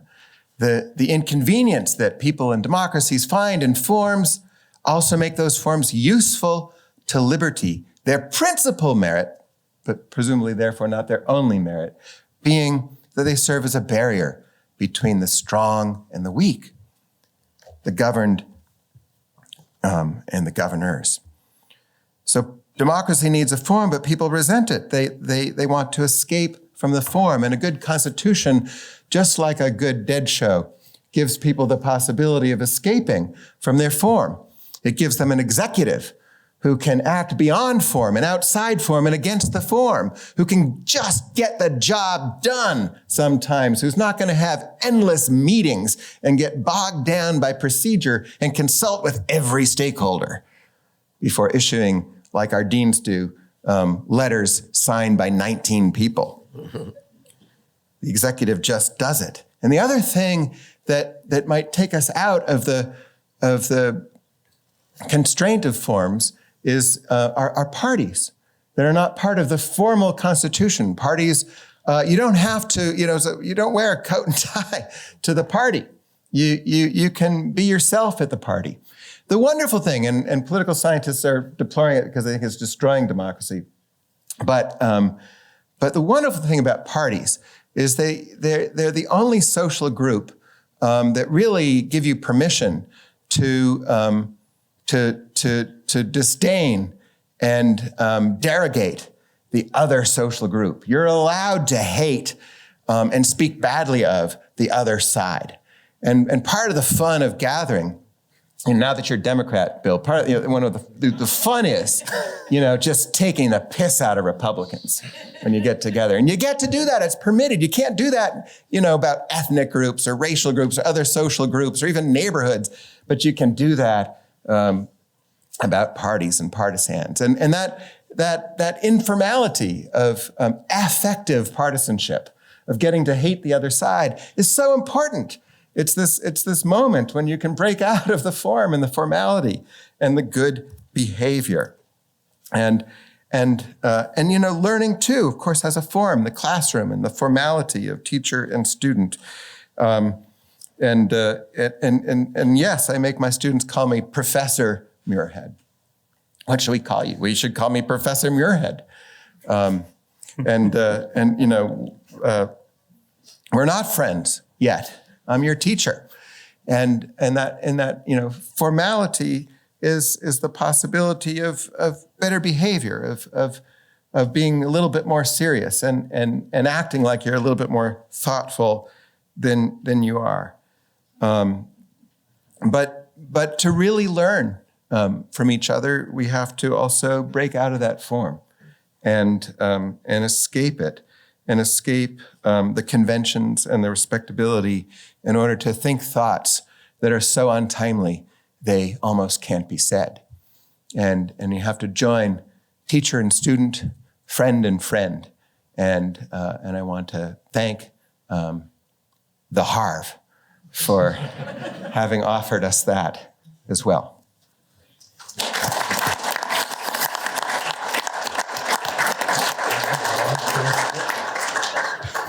That was Bryan, your dream. Nice.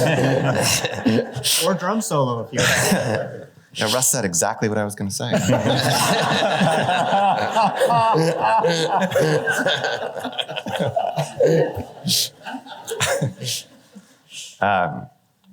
Well, look, if you know Harvey Mansfield's work, what I'm about to say is unnecessary. If you don't, it will be radically insufficient. But I come with an offer, a guide, one path through his work. I start with Odysseus. This is from the Odyssey by Homer. Book 20. Odysseus has gotten to Ithaca but not yet challenged the suitors. He's been checking things out. Odysseus lay down to sleep on the outer porch, and there he lay, sleepless, his mind racing with thoughts of how to punish the suitors. And then the women came from the house, on their way as usual to sleep with the suitors, laughing with each other and giggling. Odysseus felt his chest tighten. He brooded for a long time over what he should do. Rush out and kill every last one of them, or let them sleep with the arrogant bastards this one last time. He growled under his breath the way a dog standing over her pups growls when she sees a stranger and digs in to fight. So Odysseus growled at their iniquity, but he slapped his chest hard and scolded his heart. Endure, my heart. You endured worse than this on that day when the invincible Cyclops ate our comrades. You bore it until your cunning got you out of the cave where you thought you would die. And this way, Odysseus scolded his heart, and his heart in obedience beat steady and strong. So here we have Odysseus full of justified rage against the suitors who have taken what belongs to him, but restraining himself until he can reason through a plan of action which will bring his kingdom back to him, a plan that will not conquer his anger so much as channel it, put it to its best use. Justified rage, indignation. Who can watch politics, domestic or international, for even a moment without noticing the importance of this feeling? Why does the modern science of politics not spend more time studying this feeling? The passage I've read is one of the only passages of poetry that Plato allows into the education of the guardians in the Republic. Socrates mentions and praises the passage at least twice, the second time to help prove that the soul is more complicated than merely reason and desire, that it also includes a third element, Thumos, spirit. Socrates cites this passage about Odysseus to demonstrate two facts in particular: that Thumos is a separate part of the soul from reason, And that while it cannot reason itself, it can listen to, follow reason. It can be tamed. I think both of these assertions, that there is a third part of the human psyche beyond reason and desire, and that this part can be tamed, have been central to Harvey Mansfield's work throughout his career. He began by thinking about parties and partisanship. His question was, how did parties become respectable? Factions, polarizations of opinion, or conspiracies, yes, to take power. How and why were they accepted as respectable parts of political life rather than dangerous disruptors of it? And he finds the answers in Edmund Burke and before him Machiavelli. Now, the greatest obstacle to making parties respectable in early modern times was the influence of religion. Partisanship contributed to the greatness of ancient Rome, Machiavelli suggests, but tore modern Florence apart. Why? In Florence, politics had been infiltrated by Christianity, so parties had become sects. In England, Burke called theologically justified parties the great parties and identified them as the ones that had to be diminished in the settlement of 1688 before parties could be integrated into the ordinary back and forth of politics. Now, Christianity might seem to be the opposite of thumotic anger. It aims to replace pride with humility, you could say. But, Mr. Mansfield noticed, when a Christian enters politics and claims authority on the basis of his religion, he seems to boast of having escaped pride, to demand public recognition, even rule for having done so, to assert the importance of that qualification. And in that assertion, we see the spiritedness in religion. So the settlement of 1688 was not only a muting of the religious question in politics, it was also a taming of Thumos, a taming but not a full escape from Thumos. Party politics remains a sphere of assertion and competition, each side putting its own view forward as the whole. Party politics introduced, according to Harvey, by conservatives against the supposed inevitability of liberal progress, is not all assertiveness, however. Party government also asks each side for some, often dim, recognition that there may be another legitimate point of view. There is this idea of legitimate opposition, and that's a self-consciousness that pure factionalism or civil war lacks. And that self-consciousness indicates the fact that Thumos can sometimes be tamed by something outside itself. Now, the most direct work on the taming of Thumos is the work on Machiavelli, which exploded the easy distinction between republics and principalities, and the facile idea that there is some deep tension between the discourses on Livy and the prince, by tracing carefully the role that princely figures play in republican politics, and the ways that princes and aspiring princes make use of republican institutions, such as elections. The princely types are those with strong spirit.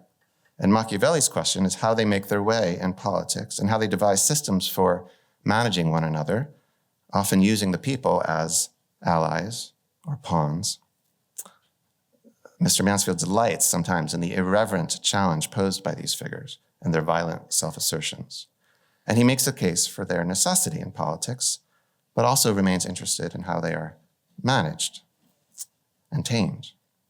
Christianity appears in this context as a crafty strategy of self-assertion hiding itself beneath the cloak of piety. Machiavelli is shown to have admired and imitated this strategy, suggesting it to be deployed in new guises against the Catholic Church itself. Mansfield traces a version of this strategy into the work of Thomas Hobbes, where he identifies what's been mentioned, a technique of indirect government.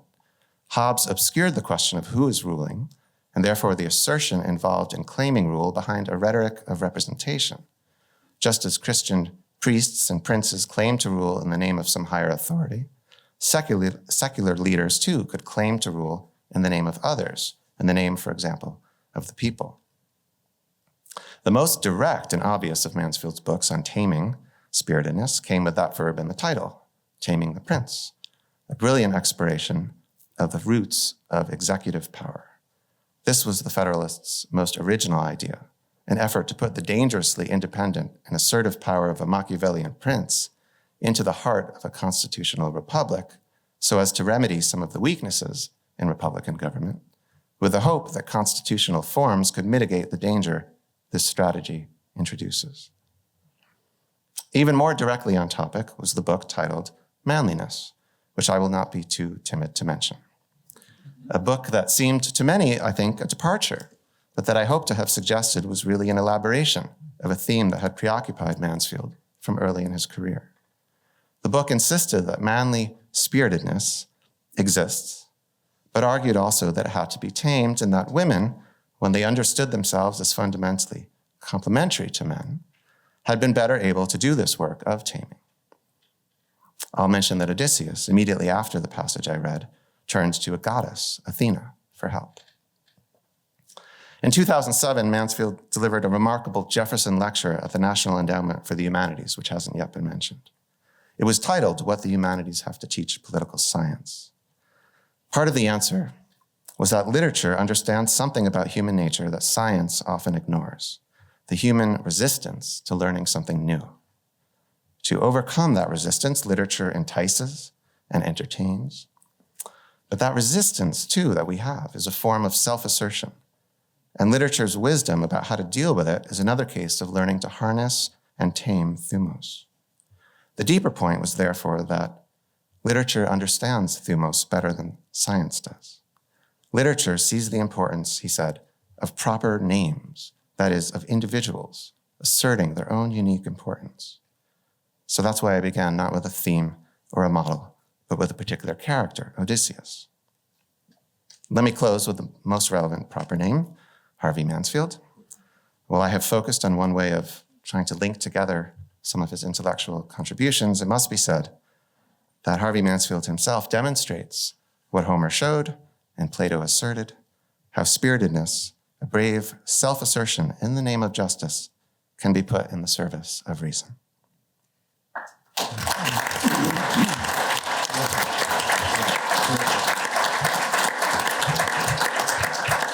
Thank you, Bryan. Michael. The question I'd like to ask is whether Harvey is really a conservative. On the face of it, the answer is, obviously. He's widely known as Harvard's most notorious conservative. But having been Harvey's colleague for 43 years, I'm not so sure. I would like to offer an esoteric reading of Harvey's conservatism. In The Spirit of Liberalism, a collection of his essays published in 1978, Harvey claimed to offer a defense of liberalism by a friend of liberalism. And he acknowledged that, quote, "When I call myself a friend of liberalism, as distinct from a liberal, I know that I come under suspicion of being an enemy of liberalism." But then consider, in the same essay, Harvey's praise of modern conservatism. Modern conservatism was born, he writes, in rebellion against liberalism, but because of the conditions of its birth, it has settled into the comfortable relative status of liberalism's weak sister, nagging at the vices of its elder brother and at the same time absorbing fraternal hostility and serving as the butt of funny jokes. And then he writes this: "It would be surprising if modern conservatism did not share some of the defects of present-day liberalism." This makes me suspect that perhaps Harvey is a friend of conservatism, as distinct from a conservative. For after all, what kind of conservative is he? Though he likes John Locke as a kind of second best, Harvey is not a free market conservative. He does not love commercial society. Nor is he a religious conservative. Though Harvey is a friend of religion, he's not, by his own account, religious.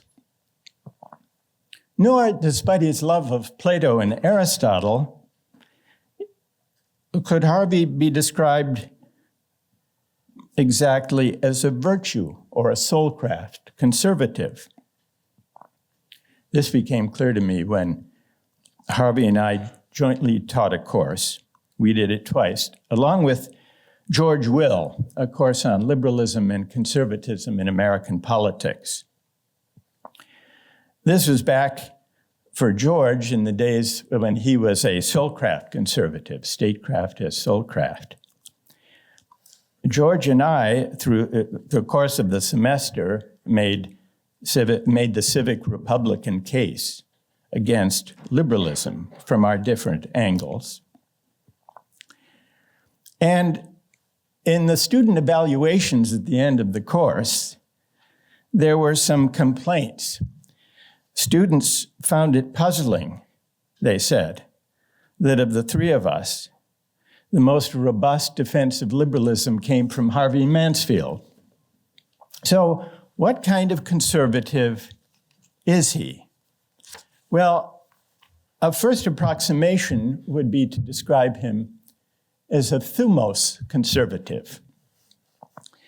The central question in politics, he's written, is the contest for importance, for honor, for recognition, spiritedness, Thumos. As Bryan points out, that's what the manliness book is really about. On the surface, it's a complaint against the idea of a gender-neutral society. But it's actually a book about Thumos.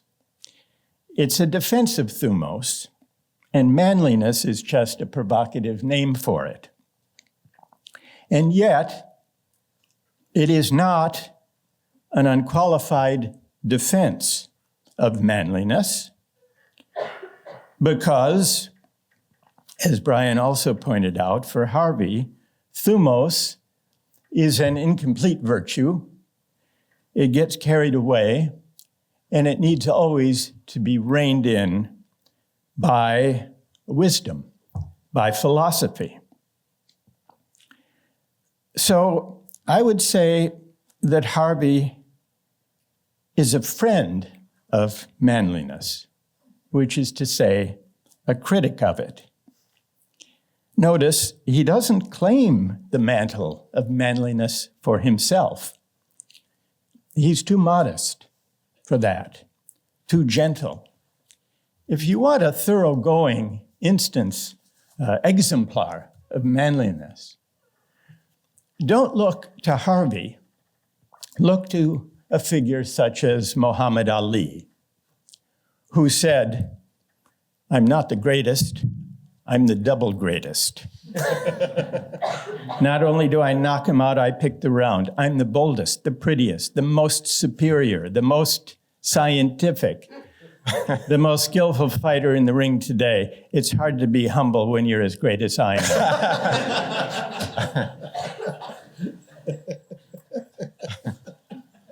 That's not Harvey. Muhammad Ali said that of himself, floats like a butterfly, stings like a bee. That's also not Harvey. Harvey floats like a butterfly and stings like a butterfly. I know this, having debated him and taught with him on numerous occasions. Back when we started that course, the three of us, that jointly taught course with George Will, I began, now I should add that Harvey says that Thumos really is about, in part, it's about trading insults, which is how the course began. And so my offering was, you may think that it's unfair, this course, liberalism and conservative, 2 against 1, George Will and Harvey against me. But I said, I've heard Professor Mansfield, when it comes to modern political science, there, Harvey is a scathing critic. I remember hearing him years ago introduce our colleague James Q. Wilson at the American Political Science Association when Jim was being given a big award. Harvey introduced him and celebrated his career. And he concluded his introduction of James Q. Wilson by saying, and when not keeping up with the profession, he likes to read a good book.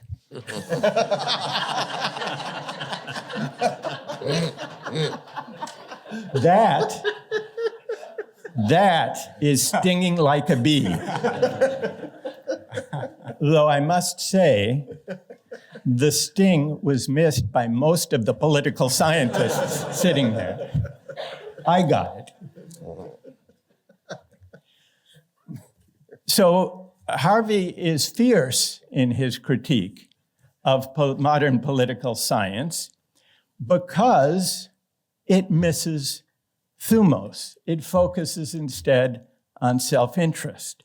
And as Harvey points out, people go into politics to pick a fight, not to avoid one. And self-interest, and this is really what Harvey takes to be the defect of modern political science, a preoccupation with self-interest as a way of understanding politics misses the soul.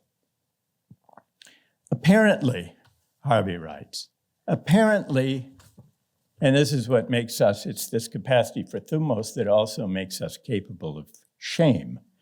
Apparently, you have a self above yourself that's sometimes critical of yourself and makes you ashamed. Let's call that a soul, Harvey writes. Soulful people are complicated by virtue of holding themselves at a certain distance from themselves. But aren't we all like this, more or less?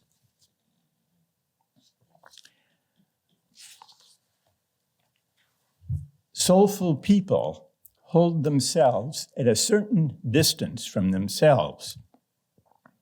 That's Harvey. He loves Thumos and manliness, but he does not partake of it to excess. This is the source of his modesty and also of his wit. And it's also the source of his greatness as a teacher. Soulful people holding oneself at a certain distance from oneself. It's this stance that makes room for students. And so, on my esoteric reading of Harvey's conservatism, I would conclude by saying that Harvey is not exactly a conservative. He's a friend of conservatism, or perhaps more precisely, a wry acquaintance of it. Thank you.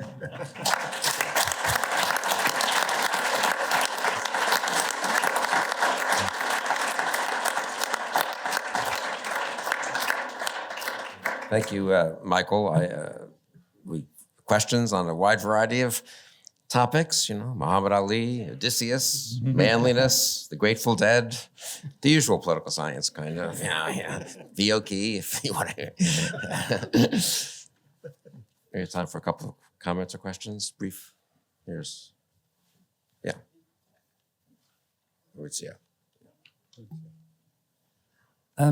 Harvey, the occasion is unique. I can't miss this. I've been meaning to ask you a simple question since so many years. Now it's the time. Are you prepared to denounce, repudiate, reject the idea that Machiavelli was a teacher of evil? Yeah, well, that's... He thought that teaching evil was a pretty good thing.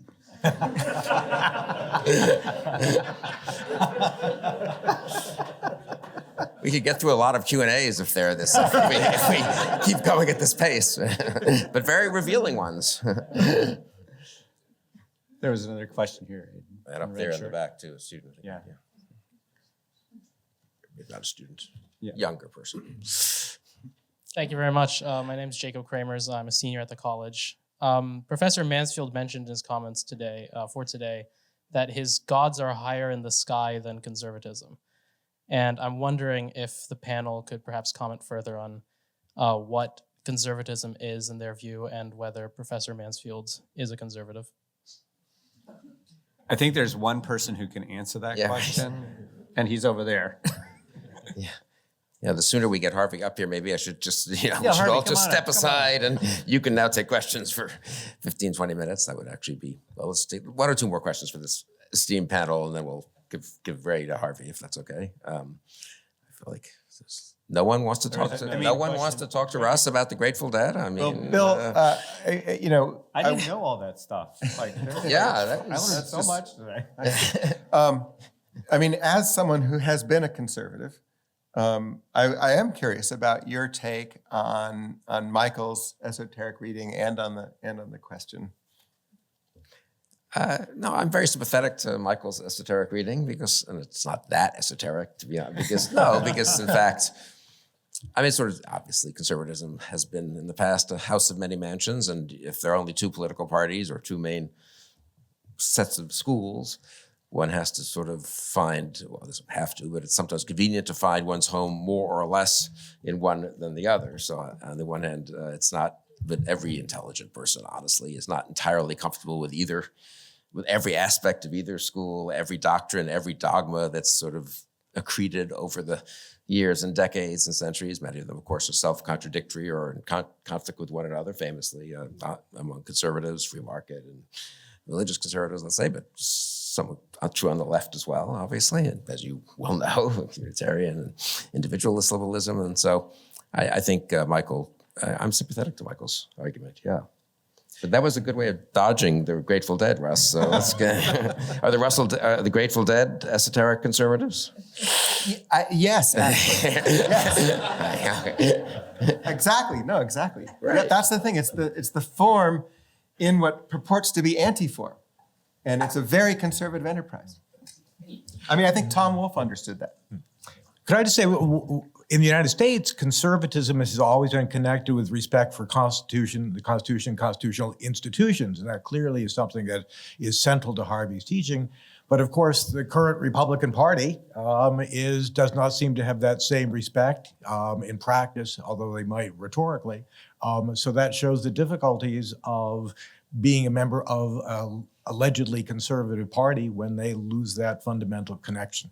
But even that's a slightly sanitized version of American conservatism, because in fact, in the real world, as you know very well, of American conservatism and its history, it's from going backwards. George Will said it was a ill-founded founding. What do you say? From a conservative point of view, the founders were too much believers in progress and institutions and not enough virtue. And obviously, actual, real American conservatives have had many criticisms, as you well know, of the founders and of the Constitution itself. And the one real assault on the Constitution, after all, in actual American history, came from the right more than from the left, so so to speak, in the Civil War. So yeah, I think you're right. I mean, the healthy part of modern conservatism was an attempt to remind people of the importance of the Constitution and the underlying understandings that informed the Constitution against the kind of progressivism that wanted to leave it behind pretty explicitly in many cases in the 50s and 60s. And so I think that is in that respect, Harvey is very much of a conservative, America's constitutional soul. Yeah. Thank you. I have a question for the panelists on the here and now. It just struck me that he who has accused, from my view, the distinguished guest on the far left, of running a half-failing newspaper or a failing newspaper, depending on how we read it, the sin that we usually attribute to that person is the same word that has just appeared in the critique of meritocracy, authored by, again, from my view, on the far right of the panel, hubris. So I have a question about hubris and Thumos. How can we, in our present impasse, both leverage and harvest Thumos to reanimate our politics, but at the same time also tame the hubristic part of the cult of tyrannical politics. So how can we both use Thumos and tame hubris? So not only for the two guests I mentioned, but for any panelist who can offer us some prescription or caution. Thank you. Very good question. Bryan, you want to address that? You were 30 seconds. You were a qualified defender of Thumos there, so yeah, that is. Well, with Tocqueville and Harvey's Tocqueville in mind, I would say that one of the challenges comes from democracy itself, which tends to untame in many ways. So political theory that thinks of itself as democratic theory can find it hard to confront this problem. And so I would point to my predecessor on the panel, to his remarks. That is the importance of constitutional forms.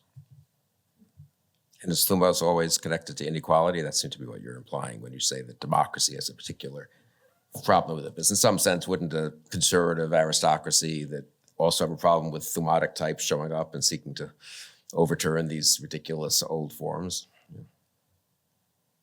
Yes, but isn't there a kind of intensely anti-formal quality to democratic life that, we want to wear shorts and I show up without a tie, and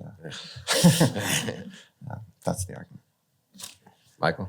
Well, I would say that if we think of the exemplary hubristic figures of our day, the tech billionaires from Silicon Valley, what's striking about them is that their hubris isn't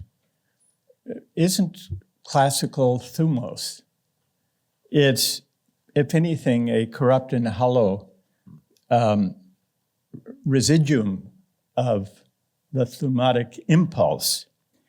And the test of this is that someone who has genuine Thumos, going back to Homer's account of it, wants to live in memory, wants immortality. But that's not what these guys want. What they want is to live forever, which is why they're investing billions in life extension, which should be a tip-off that their hubris doesn't draw on genuine Thumos. It draws it best on a kind of debased version of it, which would substitute eternity for immortality. If I can follow up on that, Michael, what I might say is that I don't know about Thumos, but I think what we need in American politics is in a way more ambition, and the kind of ambition that the Constitution invites. A couple of our colleagues here in the government department, Danny and Ziblatt and Steve Levitsky, have recently, publicized their criticism of the U.S. Constitution for being anti-majoritarian, especially the U.S. Senate and the Electoral College. And see, what's been happening my whole life is that neither party has been able to form a constitutional majority, a durable majority that can win the House, the Senate, and the presidency. I mean, over time.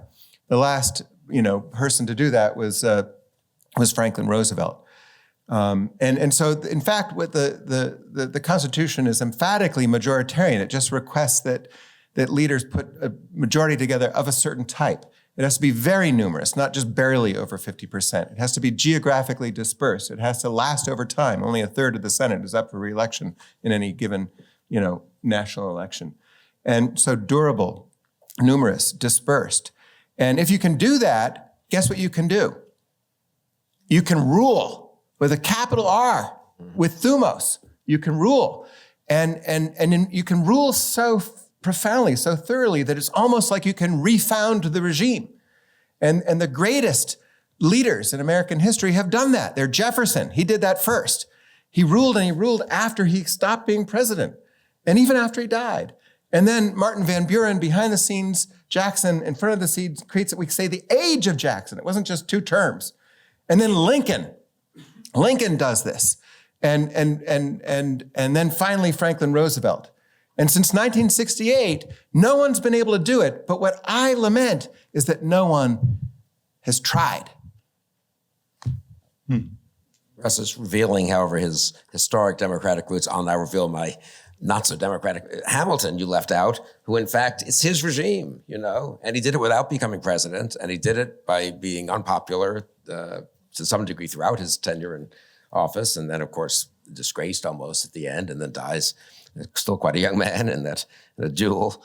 I've always found Hamilton's ambition and the success of the Hamiltonian project, which Jefferson had to yield to in many important ways, right? Obviously, and Lincoln then, all honors to Jefferson, but the reason he writes that wonderful letter in 1859 is that Lincoln, of course, was a Whig and sort of descended from the Hamiltonians, and has to sort of reach out to the Jeffersonians prior to the Civil War to try to form a common coalition against the secessionists. So I just want to add Hamilton to your litany of successfully ambitious that. Americans. Plus, I'm in tune, so to speak, with the spirit of the age, since it's very weirdly in a pro. I mean, I'm old enough to remember when Hamilton was unpopular with sort of the mainstream, but still sort of a representative of the wealthy and so forth, and too anti-majoritarian, too anti-democratic. And then we have a wonderful musical about him that does give me hope for the future in the midst of everything else, Paul Peterson, and then we'll let Harvey, maybe I think, take the floor. We'll wait for the microphone. There's more spirit in the contemporary conversation than has been suggested. I think both sides of the political aisle have expressed a spirited attempt to impose a permanent majority. And if they can succeed, they could really change the nature of the Constitution.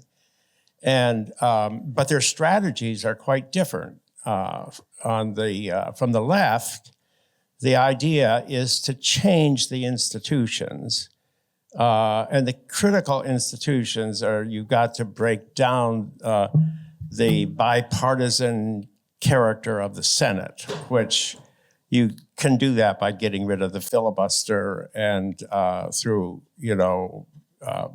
you just have to have a few more votes and you can get there.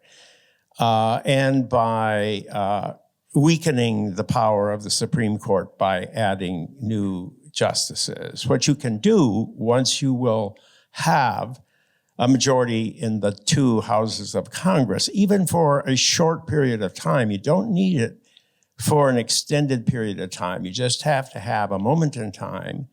And through some adjustment, and also COVID is extremely important in this regard, because by changing the election rules so that you changed when people vote and how they vote, you destroy the Australian ballot. All of these are techniques that the most sophisticated part of our society has thought about as a means of obtaining a permanent majority, one that can actually, stop the globe from warming. That's a possibility out there, that if you could possibly capture majority over the long run, you could attain that goal and you could create a better world. So there's a utopian view there, and there's a strategy defined. And against that, you have a working class, a rural, the pitchfork people, right? The pitchfork people, led by their tyrant, who is the voice against that and says all of these strategies are out there, they're illegitimate, they're against the Constitution, they're against our system.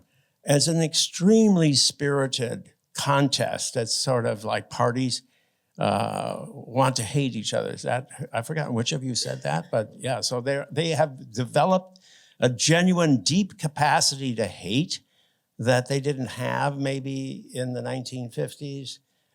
So I think we got to give them credit. Thank you, Paul. Why don't we, I'll just go down the line, just final remarks, and then we'll let Harvey speak. Is that okay? Michael, you want to say something first? Pass. No? Anyone else? No? Okay, well, that was Harvey. Do you want to sit, stand? Sit.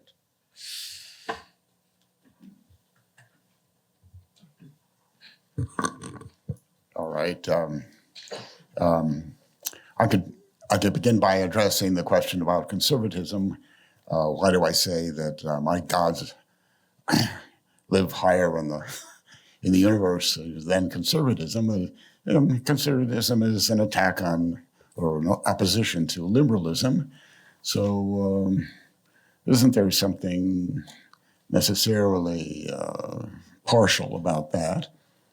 It sounds reasonable to suppose that the other side has its points and that the truth would lie in some kind of combination of conservatism and liberalism, and that would be higher in the sky and perhaps only realizable in thought, but still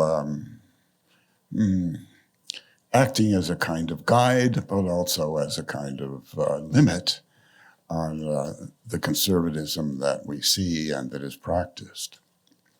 But I want to end with a couple of sayings, or dicta. One is one I often use, and the other is not. The one I often use goes like this. I went to high school, the last 2 years of high school, in Columbus, Ohio. And my father was a professor. He was the chairman of the political science department at Ohio State University. And so I used to go to the football games, became a great Buckeye fan, and that continued to this very day. I saw them beat Notre Dame 2 weeks ago.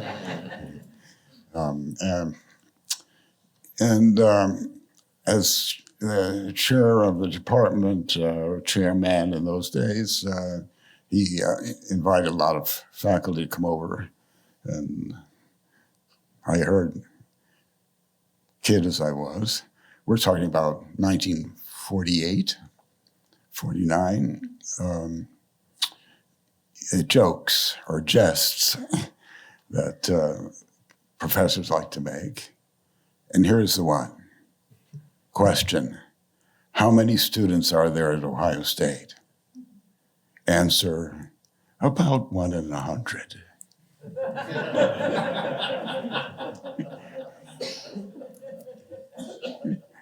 Now, Ohio State, even then, was very big, and it calls itself the Ohio State University because it's the only state university in Ohio, and other foolish states like Michigan divide themselves from Michigan and Michigan State, Kansas and Kansas State, Iowa and Iowa State, and so on. Whereas the Buckeyes, they were about 50,000 strong in those days. And this jest, I can't call it a joke really, that those 50,000 are really not all students, because a student is somebody who studies. And those are only about 1 in 100. That means that they really only have 500 students, not 50,000. So don't strut around as the Ohio State University, a big time. Anyway, but this is really your case, Harvey, about how empirical political science is parasitic on normative evaluation. You're stating my point before I get... Oh, I'm so sorry.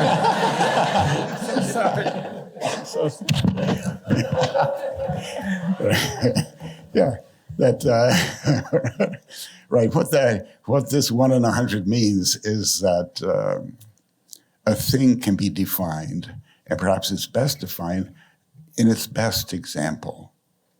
What it is, being a student, at its most complete, its most perfect.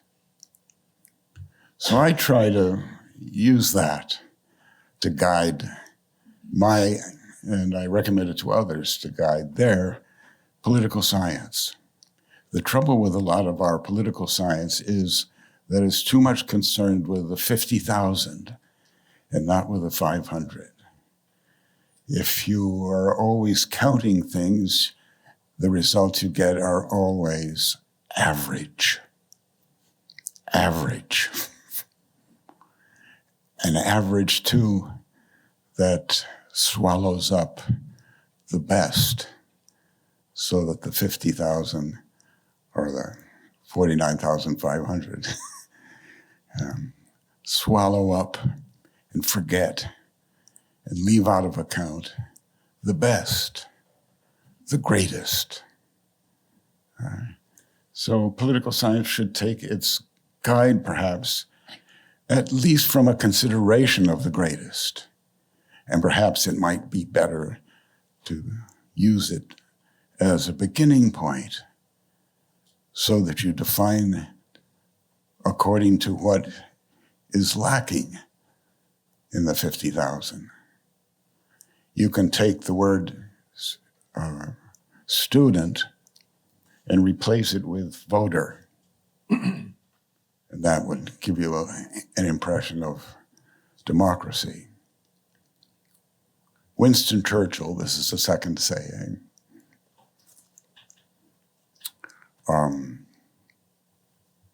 You probably heard this story, but I'll tell it anyway. He was visiting a noble family the next weekend. And the butler from that family called up Churchill, or Churchill's house, expecting to hear Churchill's butler.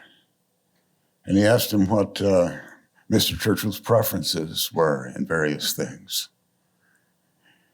And Churchill, pretending to be his own butler, said, "Mr. Churchill is always easily satisfied with the very best."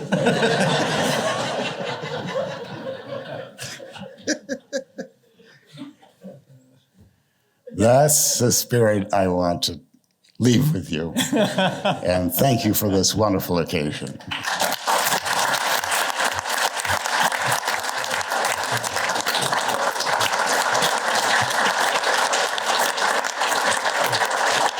Good morning.